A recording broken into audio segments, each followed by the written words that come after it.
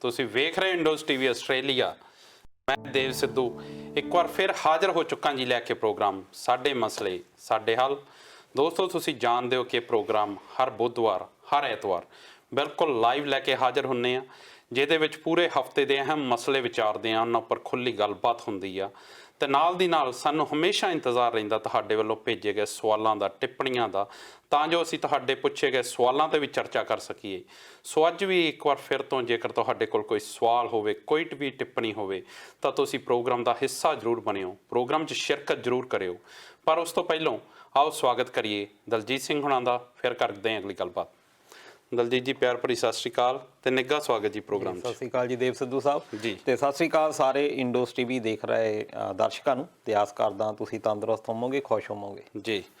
ਸੋ ਦਲਜੀਤ ਜੀ, ਸ਼ੁਰੂਆਤ ਕਰਦੇ ਹਾਂ ਸਭ ਤੋਂ ਕਿ ਜਲੰਧਰ ਦਾ ਇੱਕ ਨੌਜਵਾਨ ਆ ਜੀ ਵਿਵੇਕ, ਜਿਸ ਨੇ ਐਸੀ ਲੜਾਈ ਲੜੀ ਜਿਸ ਤੋਂ ਬਾਅਦ ਜਿਹੜੇ ਆ ਪਹਿਲਾਂ ਤਾਂ ਮੈਂ ਵਿਵੇਕ ਹੋਣਾ ਬਾਰੇ ਦੱਸਦਾ ਕਿ ਉਹ ਬਚਪਨ ਤੋਂ ਨਾ ਹੀ ਬੋਲ ਸਕਦੇ ਆ ਨਾ ਹੀ ਲਿਖ ਸਕਦੇ ਆ, ਪਰ ਉਹਨਾਂ ਨੇ ਇਸ ਦੇ ਬਾਵਜੂਦ ਵੀ ਇੱਕ ਐਸੀ ਲੜਾਈ ਲੜੀ ਜਿਸ ਤੋਂ ਬਾਅਦ ਜਿਹੜੀ ਏਅਰ ਇੰਡੀਆ ਆ ਉਹਨਾਂ ਨੂੰ ਉਸ ਲੜਾਈ ਮੂਹਰੇ ਝੁਕਣਾ ਪਿਆ, ਹਾਰਨਾ ਪਿਆ ਤੇ ਉਹ ਸਭ ਕੁਝ ਕਰਨਾ ਪਿਆ, ਜਿਹਦੀ ਲੋੜ ਤਾਂ ਬਹੁਤ ਸੀ ਪਰ ਉਸ ਤੋਂ ਆਨਾਕਾਨੀ ਕੀਤੀ ਜਾ ਰਹੀ ਸੀ।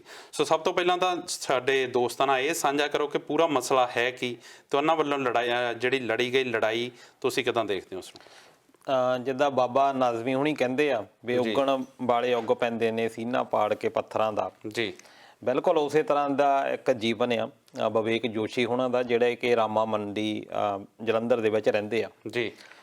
ਉਸ ਵੇਲੇ ਇਹ ਨਿਗਾਹ ਦੇ ਵਿੱਚ ਆਏ ਜਦੋਂ ਇਹਨਾਂ ਨੂੰ ਰਾਸ਼ਟਰਪਤੀ ਅਵਾਰਡ ਦੇ ਲਈ ਨੋਮੀਨੇਟ ਕੀਤਾ ਗਿਆ। ਉਦੋਂ ਪਹਿਲਾਂ 2011 ਦੇ ਵਿੱਚ ਸਟੇਟ ਗਵਰਨਮੈਂਟ ਜਿਹੜੀ ਪੰਜਾਬ ਸਰਕਾਰ ਸੀ, ਉਦੋਂ ਲక్ష్ਮੀ ਕਾਂਤਾ ਚਾਵਲਾ ਮਿਨਿਸਟਰ ਹੁੰਦੇ ਸੀ, ਉਹਨਾਂ ਨੇ ਵੀ ਇਹਨਾਂ ਨੂੰ ਸਟੇਟ ਅਵਾਰਡ ਦਿੱਤਾ ਸੀ। ਵਿਵੇਕ ਜੋਸ਼ੀ ਸਾਡੇ ਸਮਾਜ ਦੇ ਵਿੱਚ ਉਹ ਇੱਕ ਵਰਗ ਦੇ ਨਾਲ ਸੰਬੰਧਿਤ ਹੈਗੇ ਆ ਜਿਨ੍ਹਾਂ ਨੂੰ ਅਸੀਂ ਇੱਕ ਤਰ੍ਹਾਂ ਦੇ ਨਾਲ ਕੋਈ ਕੋਸ਼ਿਸ਼ ਨਹੀਂ ਕਰਦੇ ਉਠਾਉਣ ਦੇ ਲਈ। ਉਹ ਹੈਗਾ ਆ ਅੰਗਹੀਣ। ਜੀ। ਅੰਗਹੀਣ, ਚਾਹੇ ਆਪਾਂ ਪੰਜਾਬ ਦੀ ਗੱਲ ਕਰ ਲਈਏ ਚਾਹੇ ਆਪਾਂ ਇੰਡੀਆ ਦੀ ਗੱਲ ਕਰ ਲਈਏ, ਉਹਨਾਂ ਦੀ ਇੰਨੀ ਜ਼ਿਆਦਾ ਇੱਕ ਹਾਲਾਤ ਮਾੜੇ ਹੋ ਚੁੱਕੇ ਆ ਅੰਗਹੀਣਾਂ ਦੇ। ਨਾ ਸਰਕਾਰਾਂ ਇੰਨਾ ਕੋਈ ਵਧੀਆ ਕੰਮ ਕਰ ਰਹੀਆਂ ਤੇ ਲੋਕਾਂ ਦਾ ਵੀ ਕੋਈ ਸਮਰਥਨ ਮਿਲਦਾ ਨਹੀਂ। ਬਿਲਕੁਲ। ਪਰ ਇਹਨਾਂ ਤੰਗ ਦਿਲੀਆਂ ਦੇ ਵਿਚਕਾਰ ਵਿਵੇਕ ਜੋਸ਼ੀ ਹੁਣਾਂ ਨੇ ਦੇਖੋ ਬਈ BA ਕੀਤੀ, ਫਿਰ LLB ਕੀਤੀ, ਫਿਰ LLM ਕੀਤੀ, ਫਿਰ ਉਸ ਤੋਂ ਬਾਅਦ ਅੱਜ ਕੱਲ੍ਹ ਉਹ PhD ਕਰ ਰਹੇ ਆ ਡਿਸੇਬਿਲਿਟੀ ਲਾਅ ਦੇ ਵਿੱਚ। ਤੇ ਇਹ ਇੱਕ ਬਹੁਤ ਵੱਡੀ ਉਪਲਬਧੀ ਆ ਇੱਕ ਬੱਚੇ ਦੇ ਦੁਆਰਾ, ਕਿਉਂਕਿ ਜੇ ਆਪਾਂ ਕੰਪੈਰੀਜ਼ਨ ਕਰੀਏ ਇੱਧਰ ਆਪਾਂ ਆਸਟ੍ਰੇਲੀਆ ਦੀ ਗੱਲ ਲਾ ਲਈਏ, ਇੱਥੇ ਤਾਂ ਆਪਾਂ ਚਲੋ ਅੱਖੀ ਦੇਖਿਆ, ਤੁਸੀਂ ਬੱਸ ਦੇ ਵਿੱਚ ਚੜ੍ਹਨਾ ਬਿਲਕੁਲ ਤੇ ਕਿੰਨਾ ਸੌਖਾ ਆ, ਇੱਕ ਵੀਲ ਚੇਅਰ ਸਿੱਧੀ ਬੱਸ ਦੇ ਵਿੱਚ ਐਂਟਰ ਹੋ ਜਾਂਦੀ ਹੈ। ਜੀ ਬਿਲਕੁਲ। ਜੇਕਰ ਆਪਾਂ ਵਿਦੇਸ਼ਾਂ ਦੀ ਗੱਲ ਕਰੀਏ ਤਾਂ ਇੱਥੇ ਚਾਹੇ ਸ਼ਾਪਿੰਗ ਮਾਲ ਹੋਵੇ, ਉੱਥੇ ਦੀ ਪਾਰਕਿੰਗ ਹੋਵੇ, ਚਾਹੇ ਸਿਨੇਮਾ ਹਾਲ ਹੋਵੇ, ਚਾਹੇ ਜਿੱਦਾਂ ਇੱਕ ਟੈਕਸੀਆਂ ਸਪੈਸ਼ਲ ਜਿਹੜੀਆਂ ਆ ਡਿਸੇਬਿਲਿਟੀ ਜਿਹੜੇ ਆਪਣੇ ਡਿਸੇਬਲਸ ਆ ਉਹਨਾਂ ਲਈ ਚਲਾਈਆਂ ਗਈਆਂ। ਸੋ ਹਰ ਜਗ੍ਹਾ 'ਤੇ ਪੁਖਤਾ ਪ੍ਰਬੰਧ ਕੀਤੇ ਜਾਂਦੇ ਆ। ਪਰ ਜੇਕਰ ਸਾਡੇ ਭਾਰਤ ਦੇਸ਼ ਮਹਾਨ ਦੀ ਗੱਲ ਕਰੀਏ ਤਾਂ ਉੱਥੇ ਇਸ ਚੀਜ਼ ਲਈ ਵੀ ਕਾਨੂੰਨੀ ਲੜਾਈ ਲੜਨੀ ਪੈਂਦੀ ਆ। ਬਿਲਕੁਲ। ਸਾਡੇ ਹੈ ਹੀ ਨਹੀਂ ਕੁਛ ਨਾ, ਕਾਨੂੰਨ ਦੇਖੋ ਬਣੇ ਹੋਏ ਆ। ਕਾਨੂੰਨ ਤਾਂ ਇਦਾਂ ਆ ਕਿ ਜਿਹੜਾ ਇਕੁਅਲ ਓਪਰਚੁਨਿਟੀ ਐਕਟ ਜਿਹੜਾ 1995 ਦਾ, ਉਹਦੇ ਵਿੱਚ ਇਹ ਕਿਹਾ ਕਿ ਸਾਰਿਆਂ ਨੂੰ ਬਰਾਬਰ ਜੀਣ ਦਾ ਅਧਿਕਾਰ ਆ। ਉਹਦੇ ਵਿੱਚ ਇਹਨਾਂ ਦੀ ਸਪੈਸ਼ਲ ਤੌਰ ਦੇ ਉੱਤੇ ਗੱਲ ਕੀਤੀ ਆ, ਪਰ ਕੀ ਅਸੀਂ ਉਹ ਅਧਿਕਾਰ ਦੇ ਪਾਏ ਅੱਜ ਵੀ? ਫਿਰ 2016 ਦਾ ਤੁਸੀਂ ਐਕਟ ਦੇਖ ਲਓ, ਫਿਰ ਉਹਦੇ ਵਿੱਚ ਰੀਕੌਂਸੀਲੀਏਸ਼ਨ ਦਾ ਐਕਟ ਦੇਖ ਲਓ।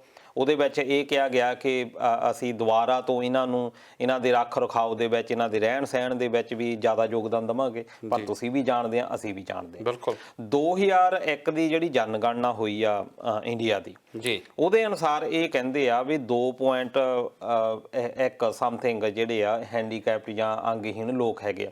ਵੈਸੇ ਤਾਂ ਮੋਦੀ ਸਰਕਾਰ ਨੇ ਕਿਹਾ ਵੀ ਹੈਂਡੀਕੈਪਡ ਜਾਂ ਅੰਗਹੀਣ ਕਹਿਣਾ ਕਿਸੇ ਦਾ ਨਰਾਦਰ ਆ, ਇਸ ਕਰਕੇ ਇਹਨਾਂ ਲਈ ਇੱਕ ਨਵਾਂ ਸ਼ਬਦ ਦੇ ਦਿੱਤਾ, ਦਿਵਿਆਂਗ। ਕਿ ਅਸੀਂ ਇਹਨਾਂ ਨੂੰ ਦਿਵਿਆਂਗ ਕਹੋ, ਹੋਰ ਕੋਈ ਬਹੁਤੀ ਵੱਡੀ ਉਪਲਬਧੀ ਨਹੀਂ। ਦੇਖੋ, ਨਾਂ ਦੇਣ ਦੇ ਨਾਲ ਕੁਛ ਨਹੀਂ ਹੁੰਦਾ। ਅਸੀਂ ਪਹਿਲਾਂ ਵੀ ਕਿਹਾ ਸ਼ਹਿਰਾਂ ਦੇ ਨਾਂ ਬਦਲਣ ਦੇ ਨਾਲ ਕੁਛ ਨਹੀਂ ਹੋਣਾ, ਕਿਸੇ ਚੀਜ਼ ਦਾ ਨਾਂ ਵੱਖਰਾ ਰੱਖਣ ਦੇ ਲਈ ਨਾ ਕੁਛ ਨਹੀਂ ਹੋਣਾ। ਬਿਲਕੁਲ। ਨਾਮ ਜਾਂ ਉਹਦੇ ਨਾਲ ਕੁਛ ਨਹੀਂ ਹੋਣਾ। ਜੇਕਰ ਤੁਸੀਂ ਸਨਮਾਨ ਜਾਂ ਉਹਨਾਂ ਦਾ ਹੱਕ ਦੇ ਰਹੇ ਆ ਤਾਂ ਉਹਦੇ ਲਈ ਤੁਹਾਨੂੰ ਉਹਨਾਂ ਲਈ ਇੱਕ ਕਾਨੂੰਨ ਬਣਾਉਣੇ ਪੈਣੇ, ਪ੍ਰੋਪਰ ਰਾਈਟਸ ਦੇਣੀਆਂ ਪੈਣੀਆਂ ਉਹਨਾਂ ਨੂੰ। ਬਿਲਕੁਲ। ਤੇ 2011 ਦਾ ਐਕਟ ਵੀ ਇਹੀ ਕਹਿੰਦਾ, ਜਨਗਣਨਾ ਇਹੀ ਕਹਿੰਦੀ ਆ 2011 ਦੀ ਕਿ 2.2 ਕੁਛ ਸਮਥਿੰਗ ਜਿਹੜੇ ਹੈਂਡੀਕੈਪਡ ਆ।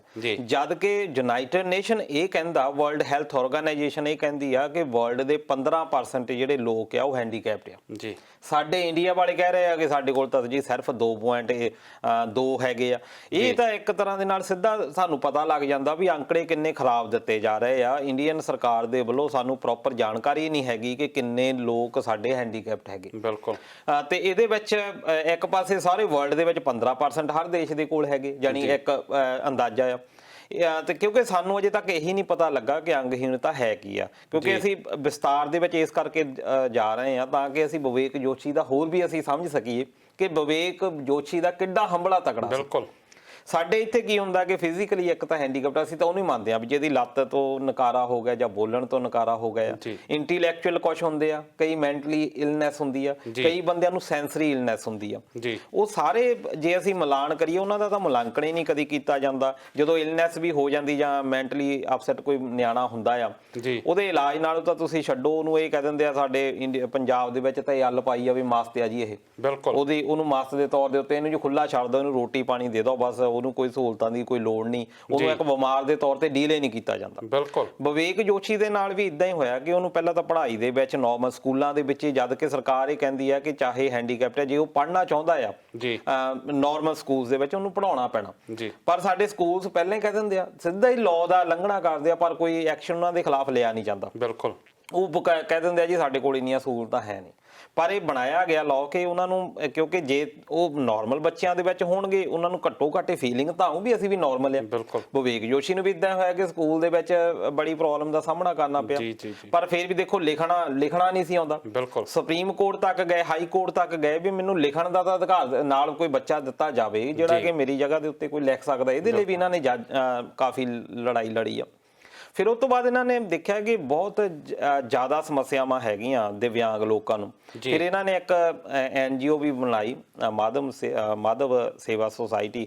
ਉਹਦੇ ਰਾਹੀਂ ਇਹਨਾਂ ਨੇ ਜਿਹੜੇ ਇਦਾਂ ਦੇ ਬੱਚੇ ਹੈਗੇ ਸੀ ਜਿਹੜੇ ਪੜ੍ਹ ਲਿਖ ਨਹੀਂ ਸਕਦੇ ਸੀ ਜਾਂ ਥੋੜ੍ਹੀ ਬਹੁਤੀਆਂ ਡਿਸੇਬਿਲਿਟੀ ਹੈਗੀਆਂ ਸੀ, ਉਹਨਾਂ ਦੇ ਪੜ੍ਹਾਉਣ ਦਾ ਕੰਮ ਕੀਤਾ। ਉਹਦੇ ਲਈ ਇਹਨਾਂ ਨੂੰ ਨੈਸ਼ਨਲ ਰਾਸ਼ਟਰਪਤੀ ਅਵਾਰਡ ਵੀ ਦਿੱਤਾ ਗਿਆ।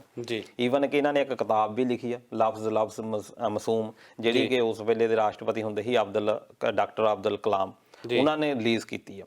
ਹੁਣ ਘਟਨਾ ਕੀ ਹੋਈ ਕਿ ਇਹ ਮੁੰਬਈ ਦੇ ਵਿੱਚ ਜਦੋਂ ਰਾਸ਼ਟਰਪਤੀ ਅਵਾਰਡ ਲੈਣ ਗਏ ਸੀ, ਜਦੋਂ ਮੁੰਬਈ 에ਅਰਪੋਰਟ ਦੇ ਉੱਤੇ ਪਹੁੰਚੇ ਆ, ਹੁਣ ਇੱਕ ਹੈਂਡੀਕੈਪਟ ਬੱਚਾ ਜਿਹੜਾ ਕਿ ਤੁਰ ਨਹੀਂ ਸਕਦਾ, ਉਹਨੂੰ ਕਿਸੇ ਸਹਾਰੇ ਦੀ ਲੋੜ ਆ, ਉਹਨੇ ਵੀਲ ਚੇਅਰ ਲਈ ਕਿਹਾ ਤੇ 에ਅਰਪੋਰਟ ਵਾਲਿਆਂ ਨੇ ਕਹਿ ਦਿੱਤਾ ਜੀ ਸਾਡੇ ਕੋਲ ਇਹ ਪ੍ਰੋਵੀਜ਼ਨ ਹੈ ਨਹੀਂ, ਕੋਈ ਵੀ ਸਾਡੇ ਕੋਲ ਸੁਵਿਧਾ ਹੈ। ਬਿਲਕੁਲ, ਜਿੱਦਾਂ ਹੈ ਨਹੀਂ ਤੇ ਜੇਕਰ ਦੇਵਾਂਗੇ ਤਾਂ ਉਹਦੇ ਲਈ ਪੈਸੇ ਲੱਗਣਗੇ। ਉਹ ਜਦੋਂ ਪ੍ਰਾਈਵੇਟ ਕਿਸੇ ਬੰਦੇ ਪੁੱਛਿਆ, ਉਹ ਕਹਿੰਦਾ ਜੀ ਮੈਂ 1100 ਰੁਪਏ ਕੁਛ ਲੈਣੇ ਆ। ਬਿਲਕੁਲ। ਫਿਰ ਉਸ ਤੋਂ ਬਾਅਦ ਅੰਦਰ ਇਹਨਾਂ ਨੇ ਸਟਾਫ ਦੇ ਨਾਲ ਗੱਲ ਕੀਤੀ ਵੀ ਤੁਹਾਨੂੰ ਇਹ ਸੁਵਿਧਾ ਦੇਣੀ ਚਾਹੀਦੀ ਹੈ, ਸਰਵਿਸਿਜ਼ ਦੇਣੀਆਂ ਚਾਹੀਦੀਆਂ, ਤੇ ਉਹਨਾਂ ਨੇ 에ਅਰ ਇੰਡੀਆ ਨੇ ਬਿਲਕੁਲ ਡਿਕਲਾਈਨ ਕਰ ਦਿੱਤਾ ਵੀ ਅਸੀਂ ਇਦਾਂ ਦੀ ਕੋਈ ਨਹੀਂ।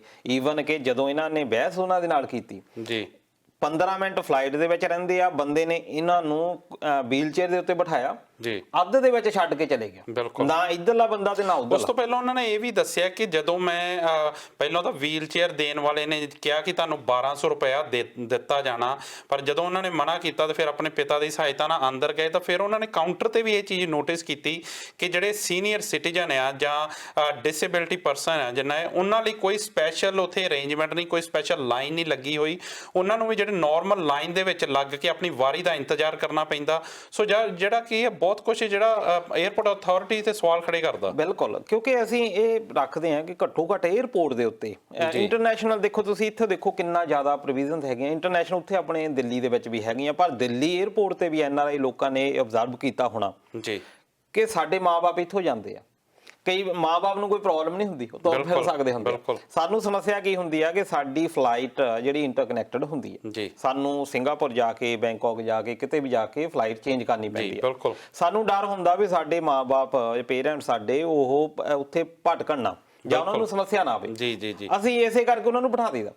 ਤੇ ਜਿਹੜੇ ਸਟਾਫ ਮੈਂਬਰ ਹੁੰਦੇ ਆ ਇੱਥੇ 에ਅਰਲਾਈਨਸ ਦੇ, ਉਹਨਾਂ ਨੂੰ ਪਤਾ ਹੁੰਦਾ ਵੀ ਇਹ ਤੁਰ ਸਕਦੇ, ਇਹਨਾਂ ਨੂੰ ਕੋਈ ਪ੍ਰੋਬਲਮ ਨਹੀਂ, ਪਰ ਫਿਰ ਵੀ ਕਿਉਂਕਿ ਉਹਨਾਂ ਦੀ ਜੌਬ ਆ, ਉਹ ਤੁਹਾਡੀ ਪੂਰੀ ਕਰਦੇ ਆ। ਪਰ ਉੱਥੇ ਤੁਸੀਂ ਨਿਊ ਦਿੱਲੀ ਜਾ ਕੇ ਜਦੋਂ ਤੁਸੀਂ ਉਤਰਦੇ ਆ, ਉੱਥੇ ਤੁਹਾਨੂੰ ਸਮੱਸਿਆ ਵੀ ਹੁੰਦੀ ਆ, ਹੋ ਸਕਦਾ ਕਿ ਕੋਈ ਸਮੱਸਿਆ ਹੋਵੇ ਤਾਂ ਹੀ ਆਪਾਂ ਵੀਲ ਚੇਅਰ ਲਵਾਂਗੇ। ਤੇ ਜਦੋਂ ਉਹ ਬਾਹਰ ਵੀ ਜਾਂਦੇ ਆ, ਪਹਿਲਾਂ ਹੀ ਉਹ ਪੁੱਛ ਲੈਂਦੇ ਜੀ ਇੰਨੇ ਪੈਸੇ ਦੇਣੇ ਸ਼ੁਰੂ, ਗੱਲਾਂ ਸਾਡੇ ਨਾਲ ਕਰਨੀਆਂ ਸ਼ੁਰੂ ਕਰ ਦਿੰਦੇ ਆ, ਜਦ ਕਿ ਉਹ ਸਟਾਫ ਮੈਂਬਰ ਹੈਗੇ ਆ। ਜੇ ਤੁਸੀਂ ਉਹਨਾਂ ਨੂੰ ਪੈਸੇ ਨਹੀਂ ਦਿੰਦੇ, ਉਹ ਤੁਹਾਨੂੰ ਜਾਂ ਤਾਂ ਉੱਥੇ ਜਿੱਥੇ ਸਮਾਨ ਕਲੈਕਟ ਕਰਨਾ ਹੈ ਉੱਥੇ ਛੱਡ ਜਾਣਗੇ, ਫਿਰ ਬਾਅਦ ਚ ਪਤਾ ਹੀ ਨਹੀਂ ਲੱਗੂਗਾ ਕਿੱਧਰ ਆ ਬੰਦੇ। ਤੁਸੀਂ ਕਿੱਧਰ ਤੁਸੀਂ ਦੇਖੋਗੇ, ਫਿਰ ਬੰਦਾ ਸੋਚਦਾ ਚਲੋ ਮੈਂ ਹੀ ਲੈ ਜਾਵਾਂ। ਇਹੀ ਕੁਝ ਵਿਵੇਕ ਹੋਣਾ ਨਾਲ ਹੋਇਆ ਜਦੋਂ ਇਹਨਾਂ ਨੇ ਆਪਣੀ ਗੱਲ ਕਹਾਣੀ ਸਾਂਝੀ ਕੀਤੀ ਕਿ ਮੈਨੂੰ ਦਿੱਤੀ ਵੀ ਗਈ ਵੀਲ ਚੇਅਰ ਪਰ ਮੈਨੂੰ ਅੱਧ ਰਾਹ ਦੇ ਵਿੱਚ ਛੱਡ ਦਿੱਤਾ ਗਿਆ। ਤੇ ਉਸ ਤੋਂ ਬਾਅਦ ਇਹਨਾਂ ਨੇ ਜਿਹੜੇ ਚੀਫ ਕਮਿਸ਼ਨਰ ਹੈਗੇ ਆ, ਜਿਹੜੇ ਕਿ ਖਾਸ ਤੌਰ ਤੇ ਹੈਂਡੀਕੈਪਟਰ ਡਿਪਾਰਟਮੈਂਟ ਦੇ ਨਾਲ ਸੰਬੰਧਿਤ ਹੈਗੇ ਸੀ ਕੇਂਦਰ ਸਰਕਾਰ ਦੇ, ਉਹਨਾਂ ਦੇ ਕੋਲ ਕੰਪਲੇਂਟ ਕੀਤੀ ਤੇ ਉਹਨਾਂ ਦਾ 2 ਸਾਲ ਬਾਅਦ ਹੁਣ ਰਿਪਲਾਈ ਆਇਆ। ਪਹਿਲਾਂ ਤਾਂ 에ਅਰ ਇੰਡੀਆ ਨੇ ਮਾਫੀ ਮੰਗੀ ਉਹਨਾਂ ਦੇ ਕੋਲੋਂ, ਉਸ ਤੋਂ ਬਾਅਦ 에ਅਰ ਇੰਡੀਆ ਨੇ ਹੁਣ ਕੁਝ ਇੰਸਟਰਕਸ਼ਨਸ ਜਾਰੀ ਕੀਤੀਆਂ ਜਿਹਦੇ ਵਿੱਚ ਉਹਨਾਂ ਨੇ ਕਿਹਾ ਕਿ ਕੋਈ ਵੀ ਬੰਦਾ ਹੈਗਾ ਹੈਂਡੀਕੈਪਟ, ਇਹਦੇ ਵਿੱਚ ਵੀ ਕਲਾਸਿਸ ਹੈਗੀਆਂ, ਕਈ ਘੱਟ ਹੁੰਦੇ ਆ ਕਈ ਵੱਧ ਹੁੰਦੇ ਆ, ਪਰ ਉਹਨਾਂ ਨੇ ਕਿਹਾ ਕਿ ਹਰ ਤਰ੍ਹਾਂ ਦਾ ਵਰਗ ਕੋਈ ਵੀ ਹੈਗਾ, ਚਾਹੇ ਕੋਈ ਘੱਟ ਆ ਚਾਹੇ ਕੋਈ ਵੱਧ ਆ, ਸਭ ਤੋਂ ਪਹਿਲਾਂ ਇਹ ਹੈਗਾ ਕਿ ਉਹਨੂੰ ਟੈਕਸੀ ਸਟੈਂਡ ਤੋਂ 에ਅਰਪੋਰਟ ਦੇ ਅੰਦਰ ਤੱਕ ਵੀਲ ਚੇਅਰ ਉਪਲਬਧ ਕਰਵਾਈ ਜਾਏਗੀ, ਮੁਫਤ ਹੋਏਗੀ ਉਹ ਵੀ। ਫਿਰ ਉਸ ਤੋਂ ਬਾਅਦ ਜਦੋਂ ਬਾਹਰ ਵੀ ਨਿਕਲਣਾ ਤੁਹਾਨੂੰ ਤੁਹਾਡੇ ਜਿਹੜਾ ਨਿੱਜੀ ਵਾਹਨ ਹੈ ਉੱਥੇ ਤੱਕ ਪਹੁੰਚਾਇਆ ਜਾਊਗਾ ਤੇ ਈਵਨ ਕਿ ਉੱਥੋਂ ਹੀ SMS ਕਰ ਦਿੱਤਾ ਜਾਊਗਾ ਜਿੱਥੇ ਤੁਸੀਂ ਉਤਰਨਾ, ਕਿ ਅੱਗੇ ਤਾਂ ਕਿ ਬੰਦਾ ਤੁਹਾਡੇ ਲਈ ਰੈਡੀ ਰਹੇਗਾ, ਇੱਕ ਬੰਦਾ ਤੁਹਾਨੂੰ ਬਾਹਰ ਤੱਕ ਛੱਡ ਕੇ ਆਏਗਾ। ਇੱਕ ਤਾਂ ਇਹ ਬਹੁਤ ਵੱਡੀ ਪ੍ਰਾਪਤੀ ਹੈਗੀ ਤੇ ਦੂਜਾ ਇਹ ਹੈਗਾ ਕਿ ਤੁਹਾਡੀ ਹਰ ਤਰ੍ਹਾਂ ਦੇ ਨਾਲ ਇੱਕ ਬੰਦਾ ਹੈਲਪ ਜਿਹੜੀ ਆ ਉਹ ਜ਼ਰੂਰ ਕਰੂੰਗਾ ਤੁਹਾਨੂੰ।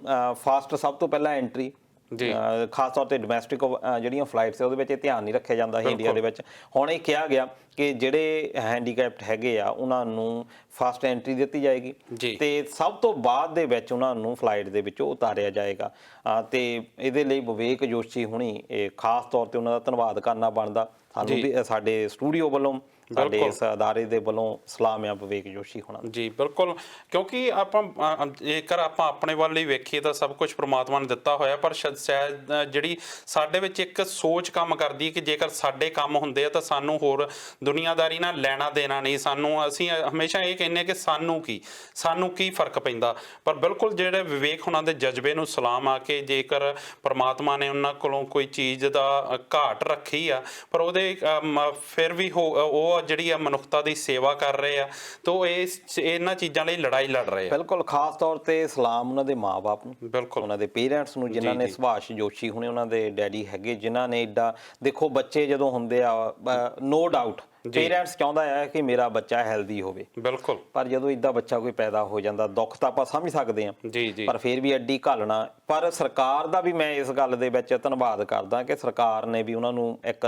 ਨੋਮੀਨੇਟ ਕੀਤਾ, ਈਵਨ ਕਿ ਇਹਨਾਂ ਦੀ ਮੰਮੀ ਨੂੰ ਵੀ ਅਵਾਰਡ ਦਿੱਤਾ, ਬੈਸਟ ਆਈਕਨ ਮਦਰ ਦਾ ਅਵਾਰਡ ਜਿਹੜਾ ਸੈਂਟਰ ਸਰਕਾਰ ਦੇ ਵੱਲੋਂ ਦਿੱਤਾ ਗਿਆ ਕਿ ਉਹ ਮਦਰ ਜਿਹੜੀ ਕਿ ਕਿਉਂਕਿ ਬੱਚਾ ਆ ਕੁਝ ਨਹੀਂ ਕਰ ਸਕਦਾ, ਉਹਨੂੰ ਕਿਸੇ ਸਹਾਰੇ ਦੀ ਜ਼ਰੂਰਤ ਆ, ਪਰ ਇੱਕ ਮਾਂ-ਬਾਪ ਜੇ ਵਧੀਆ ਤਰੀਕੇ ਦੇ ਨਾਲ ਉਹਨਾਂ ਦੀ ਹੈਲਪ ਕਰ ਦਿੰਦੇ ਆ ਤਾਂ ਉਹ ਬਹੁਤ ਜ਼ਿਆਦਾ ਵਧੀਆ। ਪਰ ਨਾਲ ਦੀ ਨਾਲ ਅਪੀਲ ਸਮਾਜ ਨੂੰ ਵੀ ਹੈਗੀ ਕਿ ਘੱਟੋ ਘੱਟ ਅਸੀਂ ਇਹਨਾਂ ਨੂੰ ਰਿਸਪੈਕਟ ਜ਼ਰੂਰ ਦੇਈਏ। ਅੱਜ ਵੀ ਸਾਡੇ ਅਸੀਂ ਤਾਂ ਚਲੋ 에ਅਰਪੋਰਟ ਦੀ ਗੱਲ ਕੀਤੀ ਹੈ, ਨਿੱਜੀ ਅਦਾਰੇ ਚਾਹੇ ਰੱਖ ਲਓ ਚਾਹੇ ਸਰਕਾਰੀ ਰੱਖ ਲਓ, ਕਿਤੇ ਵੀ ਤੁਸੀਂ ਡਿਪਾਰਟਮੈਂਟ ਦੇ ਵਿੱਚ ਜਾਣਾ ਉੱਥੇ ਤੁਸੀਂ ਦੇਖੋ ਕਿ ਅੱਜ ਵੀ ਜਿੱਦਾਂ ਤੁਸੀਂ ਗੱਲ ਕੀਤੀ ਕਿ ਲਾਈਨਸ ਵੱਖਰੀਆਂ ਨਹੀਂ ਹੁੰਦੀਆਂ ਜਾਂ ਜਿਹੜੇ ਸੀਨੀਅਰ ਸਿਟੀਜ਼ਨ ਆ ਉਹਨਾਂ ਦਾ ਕੋਈ ਪ੍ਰਬੰਧ ਨਹੀਂ ਹੁੰਦਾ। ਇਹੋ ਜਿਹੇ ਜਿਹੜੀਆਂ ਗੱਲਾਂ ਆ ਸਮਾਜ ਨੂੰ ਇਹ ਵੀ ਉੱਪਰ ਲੈ ਕੇ ਆਉਣੀਆਂ ਚਾਹੀਦੀਆਂ ਨੈਤਿਕ ਤੌਰ ਦੇ ਉੱਤੇ, ਕਿਉਂਕਿ ਅਸੀਂ ਮੰਨਦੇ ਹਾਂ ਕਿ ਅਸੀਂ ਇਹੋ ਜਿਹੇ ਜਿਹੜੇ ਲੋਕ ਨੇ ਡਿਸੇਬਿਲਟੀ ਉਹਨਾਂ ਦੇ ਲਈ ਕੁਝ ਵੀ ਕਰ ਸਕਦੇ ਆ ਉਹ। ਆਪਾਂ ਦੇ ਹੁਣ ਵਿਵੇਕ ਜੋਸ਼ੀ ਦੀ ਗੱਲ ਕਰੀਏ, ਇੱਕ ਜਿਹੜਾ ਬੰਦਾ ਤੰਦਰੁਸਤ ਆ, ਸਾਰੇ ਅੰਗ ਪੈਰ ਕੰਮ ਕਰਦੇ, ਉਹ ਬੰਦਾ LLB ਕਰ ਲਓ ਜਾਂ LLM ਕਰ ਲਓ ਜਾਂ PhD ਕਰ ਸਕਦਾ ਉਹ, ਪਰ ਇੱਕ ਵਿਵੇਕ ਜੋਸ਼ੀ ਨੇ ਆਪਣੀਆਂ ਲਿਮਿਟੇਸ਼ਨਸ ਹੋਣ ਦੇ ਬਾਵਜੂਦ ਇੱਥੇ ਤੱਕ ਪਹੁੰਚਣਾ ਇਹ ਬਹੁਤ ਵੱਡੀ ਗੱਲ। ਬਿਲਕੁਲ, ਸੋ ਇੱਕ ਵਾਰ ਫਿਰ ਤੋਂ ਜਿਹੜਾ ਇੰਡੋਜ਼ TV ਦਾ ਜਿਹੜਾ ਪੂਰਾ ਅਦਾਰਾ ਆ ਉਹ ਵਿਵੇਕ ਜੋਸ਼ੀ ਹੋਣਾ ਦੇ ਜਜ਼ਬੇ ਨੂੰ ਸਲਾਮ ਕਰਦਾ ਆ ਤੇ ਉਹਨਾਂ ਨੇ ਜਿਸ ਤਰ੍ਹਾਂ ਨਾਲ ਲੜਾਈ ਲੜੀ ਆ ਉਸ ਨੂੰ ਵੀ ਸਲਾਮ ਕਰਦਾ, ਉਸ ਲਈ ਦਿਲੋਂ ਧੰਨਵਾਦ ਕਹਿੰਦਾ ਉਹਨਾਂ ਨੂੰ, ਵਿਵੇਕ ਹੋਣਾ ਨੂੰ। ਦਲਜੀਤ ਜੀ, ਇਸ ਤੋਂ ਬਾਅਦ ਮੈਂ ਗੱਲ ਕਰਨੀ ਚਾਹੁੰਦਾ ਪੰਜਾਬ ਤੋਂ ਬੋਡੀ ਬਿਲਡਿੰਗ ਦੇ ਜਿਹੜਾ ਜਗਤ ਆ ਉਹਦੇ ਵਿੱਚ ਇੱਕ ਮੰਨਿਆ ਪ੍ਰਮੰਨਿਆ ਨਾਮ, ਇੱਕ 26 ਇੰਚ ਦਾ ਡੋਲਿਆਂ ਨਾਲ ਪਹਿਚਾਣ ਬਣਾਉਣ ਵਾਲਾ ਬੋਡੀ ਬਿਲਡਰ ਸਤਨਾਮ ਖੱਟੜਾ, ਜੋ ਕੱਲ ਅਚਾਨਕ ਜਿਹੜਾ ਆ ਉਸ ਸਦੀਵੀ ਵਿਛੋੜਾ ਦੇ ਗਿਆ ਆਪਣੇ ਪਰਿਵਾਰ ਨੂੰ, ਜਿਸ ਤੋਂ ਬਾਅਦ ਉਹਨਾਂ ਦੇ ਜਿਹੜੇ ਲੱਖਾਂ ਫੋਲੋਅਰਸ ਨੇ ਉਹਨਾਂ ਦੇ ਸਮੇਤ ਜਿਹੜੇ ਪੂਰੇ ਪੰਜਾਬ ਦੇ ਵਿੱਚ ਸੋਗ ਦੀ ਲਹਿਰ ਦੌੜ ਗਈ। ਪਰ ਸਤਨਾਮ ਦੀ ਮੌਤ ਤੋਂ ਬਾਅਦ ਇੱਕ ਬਹਿਸ ਛਿੜ ਗਈ ਆ, ਕਿਉਂਕਿ ਸਟੀਰੋਇਡਸ ਨੂੰ ਅਕਸਰ ਬੋਡੀ ਬਿਲਡਿੰਗ ਨਾਲ ਜੋੜ ਕੇ ਵੇਖਿਆ ਜਾਂਦਾ, ਤਾਂ ਹੁਣ ਉਹਨਾਂ ਦੀ ਮੌਤ ਤੋਂ ਬਾਅਦ ਫਿਰ ਇੱਕ ਵਾਰੀ ਇਸ ਬਹਿਸ ਨੇ ਜ਼ੋਰ ਫੜ ਲਿਆ ਕਿ ਸ਼ਾਇਦ ਇਹਨੇ ਸਟੀਰੋਇਡਸ ਨਹੀਂ ਉਹਨਾਂ ਦੀ ਜਾਨ ਲਈ ਆ।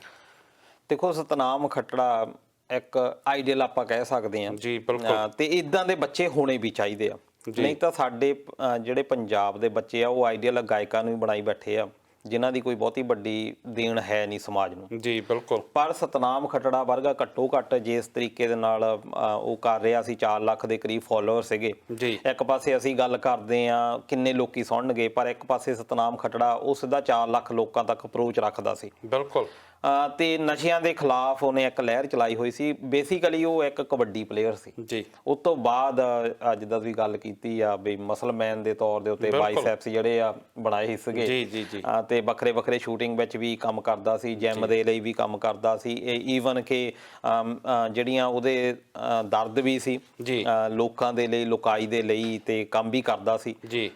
ਪਰ ਇਹ ਜਿਹੜੀ ਮੌਤ ਹੋਈ ਆ ਇਹ ਇੱਕ ਬੜੀ ਕਹਿ ਲਓ ਕਿ ਦਿਲ ਕੰਬਾਊ ਘਟਨਾ, ਕਿਉਂਕਿ ਅਜੇ 30-31 ਸਾਲ ਦਾ ਬੱਚਾ, ਜੀ ਜੀ ਜੀ, 30 ਸਾਲ 31 ਸਾਲ ਦਾ ਇੱਕ ਨੌਜਵਾਨ ਗੱਭਰੂ ਇਦਾਂ ਚਲੇ ਜਾਣ, ਖਾਸ ਤੌਰ ਤੇ ਜਿਹੜਾ ਕਿ ਆਪਣੀ ਹੈਲਥ ਦਾ ਧਿਆਨ ਬਹੁਤ ਰੱਖਦਾ, ਈਵਨ ਕਿ ਆਪਣਾ ਡਾਈਟ ਪਲਾਨ ਪੂਰਾ ਰੱਖਦਾ, ਉਹਦੇ ਲਈ ਹਾਰਟ ਅਟੈਕ ਵਰਗਾ ਜਿਹੜੇ ਚੀਜ਼ਾਂ ਆ ਉਹ ਇੱਕ ਇਹਨਾਂ ਗੱਲਾਂ ਦੇ ਉੱਤੇ ਵਰਕਆਊਟ ਜ਼ਰੂਰ ਕਰਨਾ ਚਾਹੀਦਾ। ਜੀ ਜੀ ਜੀ। ਨੋ ਡਾਊਟ ਜਿੱਦਾਂ ਤੁਸੀਂ ਗੱਲ ਕੀਤੀ ਆ ਕਿ ਪ੍ਰੋਟੀਨ ਜਾਂ ਹਾਰਮੋਨਸ ਵਗੈਰਾ ਆਪਾਂ ਲੈਂਦੇ ਆ, ਕਿਉਂਕਿ ਸਾਡੇ ਸਰੀਰ ਦੇ ਵਿੱਚ ਹਾਰਮੋਨਸ ਆ ਜਿਹੜੇ ਕਿ ਸਾਨੂੰ ਇੱਕ ਔਰਤ ਨੂੰ, ਮਰਦ ਨੂੰ ਸਾਨੂੰ ਡਿਫਰੈਂਟ ਕਰਦੇ ਆ, ਸਾਡੇ ਤਾਕਤ ਦਿੰਦੇ ਆ, ਮਸਲਸ ਨੂੰ ਬਣਾਉਂਦੇ ਆ, ਉਹ ਹਾਰਮੋਨਸ ਕੰਮ ਕਰਦੇ ਆ। ਬਹੁਤ ਘੱਟ ਮਾਤਰਾ ਦੇ ਵਿੱਚ ਇਹ ਸਾਡੇ ਸਰੀਰ ਦੇ ਵਿੱਚ ਹੁੰਦੇ ਆ ਜੀ, ਪਰ ਅਸੀਂ ਇਹਨਾਂ ਨੂੰ ਬੂਸਟ ਅਪ ਕਰਨ ਦੇ ਲਈ ਪ੍ਰੋਟੀਨ ਜਾਂ ਇਹੋ ਜਿਹੇ ਕੁਝ ਹੋਰ ਜਿਹੜੇ ਸਾਧਨ ਆ ਉਹ ਲੈਂਦੇ ਆ ਤਾਂ ਕਿ ਅਸੀਂ ਆਪਣੀ ਬੋਡੀ ਦੇ ਵਿੱਚ ਬੂਸਟ ਜ਼ਿਆਦਾ ਕਰ ਸਕੀਏ ਜੀ। ਨੋ ਡਾਊਟ ਕਿ ਜੇ ਤੁਸੀਂ ਕੋਈ ਕਹਿੰਦੇ ਹੁੰਦੇ ਆ ਕਿ ਜੇ ਘਿਓ ਖਾਣਾ ਆ, ਪਚਾਉਣ ਦਾ ਮਿਹਦਾ ਵੀ ਚਾਹੀਦਾ, ਇਹ ਬਹੁਤ ਵੱਡੀ ਗੱਲ ਹੈ, ਇਹ ਸਿਆਣਿਆਂ ਨੇ ਕਿਹਾ ਹੋਇਆ ਆ। ਜੀ ਜੀ ਜੀ। ਪਹਿਲਾਂ ਵੀ ਅਸੀਂ ਭਲਵਾਨੀ ਦੀਆਂ ਗੱਲਾਂ ਕਰ ਲਈਏ, ਗਾਮੇ ਦੀਆਂ ਗੱਲਾਂ ਕੀਤੀਆਂ ਜਾਂਦੀਆਂ ਆ, ਪਰ ਉਹ ਵੀ ਏਡੇ ਵੱਡੇ ਸਰੀਰ ਦੇ ਮਾਲਕ ਨਹੀਂ ਸੀ। ਹੁਣ ਵੀ ਭਲਵਾਨੀ ਲੋਕੀ ਕਰਦੇ ਆ ਜੀ, ਤੁਸੀਂ ਦੇਖਿਆ ਹੋਣਾ, ਖਾਸ ਤੌਰ ਤੇ ਹਰਿਆਣਾ ਦੇ ਵਿੱਚ ਬਹੁਤ ਕਰੇਜ਼ ਹੈ ਅੱਜ ਵੀ, ਕੁਸ਼ਤੀ ਦਾ ਬਹੁਤ ਕਰੇਜ਼ ਆ ਜੀ ਜੀ, ਪਰ ਇਹੋ ਜਿਹੀ ਬੋਡੀ ਬਿਲਡਿੰਗ ਨਹੀਂ ਬਣਦੀ ਜੀ, ਇਹੋ ਜਿਹਾ ਮਸਲ ਨਹੀਂ ਬਣਦੇ, ਜਦ ਕਿ ਮਿਹਨਤ ਖੁਰਾਕ ਦੇ ਪੱਖੋਂ ਕਿਸੇ ਪਾਸੋਂ ਘੱਟ ਨਹੀਂ ਜੀ। ਸਿਰਫ ਕਾਰਨ ਇਹ ਆ ਕਿ ਉਹ ਇਹੋ ਜਿਹੇ ਜਿਹੜੇ ਕੈਮੀਕਲ ਵਾਲੇ ਹੈਗੇ ਕੋਈ ਵੀ ਪਦਾਰਥ, ਪ੍ਰੋਟੀਨ ਵਗੈਰਾ ਉਹ ਨਹੀਂ ਲੈਂਦੇ, ਉਹ ਸਿਰਫ ਨੈਚੁਰਲ ਡਾਈਟ ਦੇ ਉੱਤੇ ਬਲੀਵ ਰੱਖਦੇ ਆ ਜੀ। ਦੂਜਾ ਇਹ ਕਿ ਇੱਥੇ ਵੀ ਆਪਾਂ ਆਸਟ੍ਰੇਲੀਆ ਦੀ ਗੱਲ ਕਰ ਲਈਏ, ਇੱਥੇ ਵੀ ਇਹ ਮੰਨਿਆ ਜਾਂਦਾ ਕਿ 7% ਦੇ ਕਰੀਬ ਜਿਹੜੇ ਹੈਗੇ ਆ ਨੌਜਵਾਨ ਉਹ ਲੈਂਦੇ ਆ ਜੀ, ਪਰ ਇੱਥੇ ਇੰਨੀ ਜ਼ਿਆਦਾ ਸਮੱਸਿਆ ਨਹੀਂ ਆਉਂਦੀ।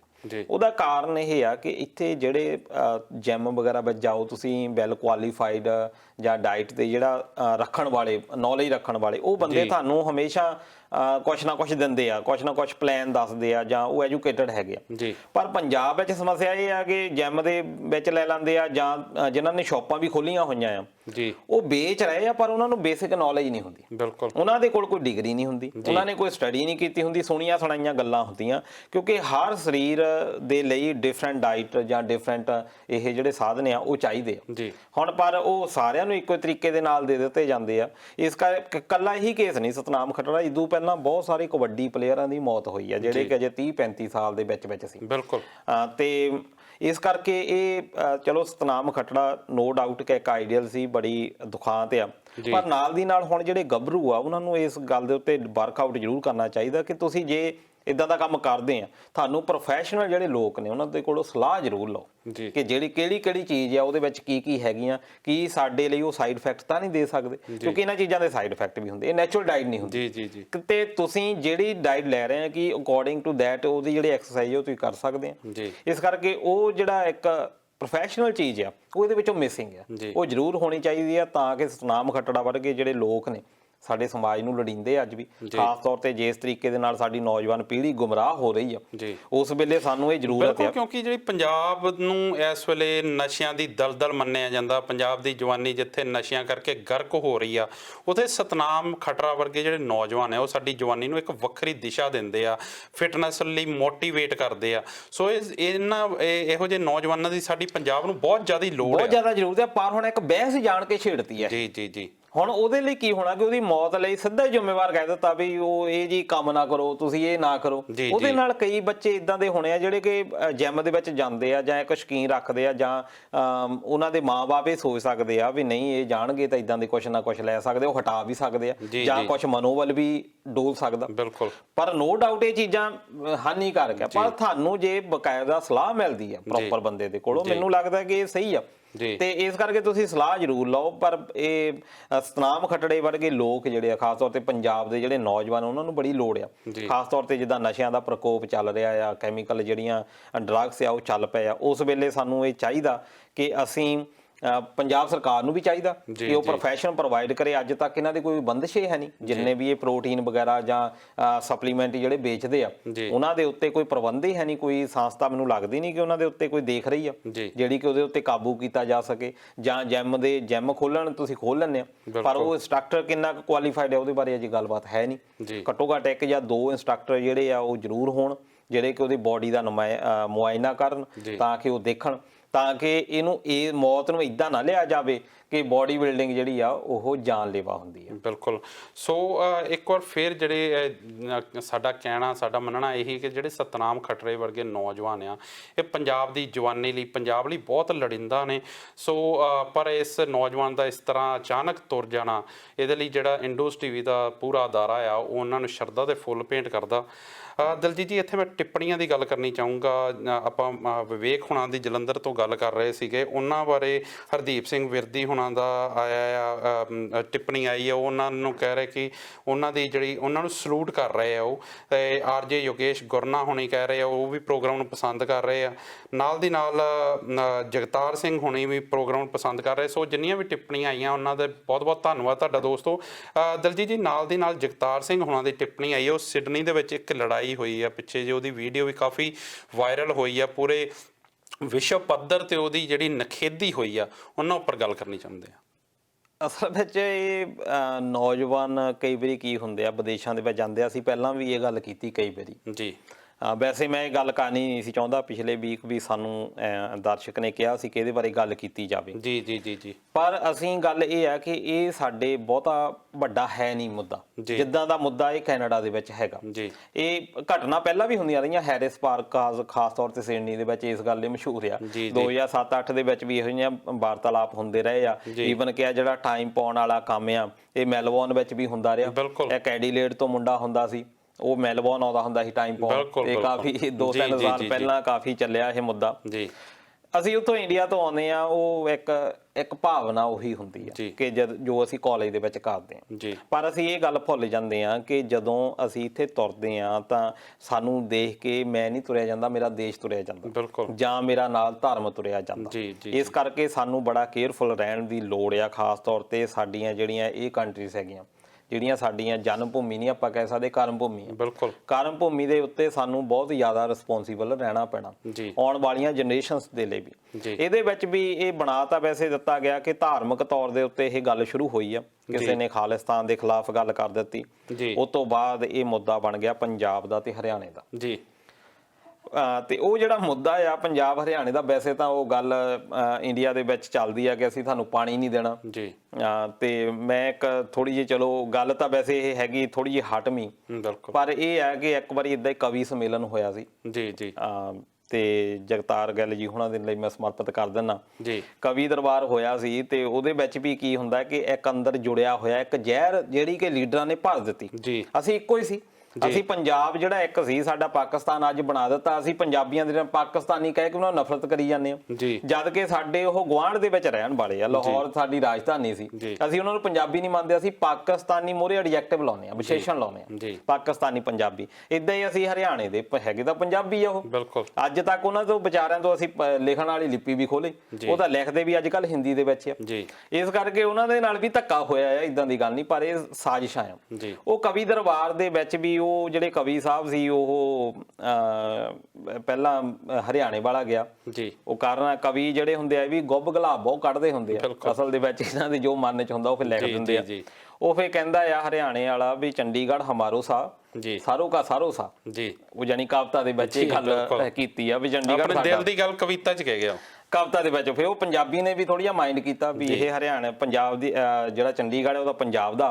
ਉਹਨੇ ਫਿਰ ਆਪਣੀ ਕਵਿਤਾ ਦੇ ਵਿੱਚ ਕਿਹਾ ਵੀ ਖਿੜਿਆ ਫੁੱਲ ਗੁਲਾਬ ਦਾ, ਚੰਡੀਗੜ੍ਹ ਪੰਜਾਬ ਦਾ। ਇਹ ਗੱਲਾਂ ਜਿਹੜੀਆਂ ਆ ਇਹ ਸਾਡੇ ਅੰਦਰ ਛੁਪੀਆਂ ਹੋਈਆਂ ਆ ਕਿ ਅਸੀਂ ਹਰਿਆਣੇ ਦੇ ਨਾਲ ਨਫ਼ਰਤ ਕਰਦੇ ਆ। ਅਸੀਂ ਇੰਨੀ ਜ਼ਿਆਦਾ ਡਿਵੀਜ਼ਨਸ ਹੋ ਚੁੱਕੀ ਆ ਸਿੱਧੂ ਸਾਹਿਬ, ਗਲੋਬ ਇੱਕ ਆ, ਵਰਲਡ ਇੱਕ ਆ। ਸਾਨੂੰ ਜਿਹੜੇ ਭੂਗੋਲਿਕ ਹਾਲਾਤਾਂ ਆ ਉਹਨਾਂ ਨੇ ਸਾਨੂੰ ਡਿਫਰੈਂਟ ਜਿਹੜੀਆਂ ਸ਼ਕਲਾਂ ਦੇ ਦਿੱਤੀਆਂ। ਤੁਸੀਂ ਜੇ ਭੂਗੋਲ ਨੂੰ ਪੜ੍ਹੋ ਚੰਗੀ ਤਰ੍ਹਾਂ, ਉਹਦੇ ਵਿੱਚ ਇਹ ਪਤਾ ਲੱਗਦਾ ਹੈ ਕਿ ਬੰਦੇ ਦੇ ਜਿਹੜੇ ਅਫਰੀਕਾ ਦੇ ਲੋਕ ਆ ਉਹ ਇਦਾਂ ਦੇ ਕਿਉਂ ਆ, ਪੰਜਾਬ ਦੇ ਲੋਕ ਇਦਾਂ ਦੇ ਕਿਉਂ ਆ, ਗੋਰੇ ਇਦਾਂ ਦੇ ਕਿਉਂ ਆ। ਅਸਲ ਦੇ ਵਿੱਚ ਕੁਦਰਤ ਨੇ ਉਹਨਾਂ ਨੂੰ ਕੁਦਰਤ ਦੇ ਨਾਲ ਢਾਲਣ ਦਾ ਇੱਕ ਸਾਧਨ ਦੇ ਦਿੱਤਾ।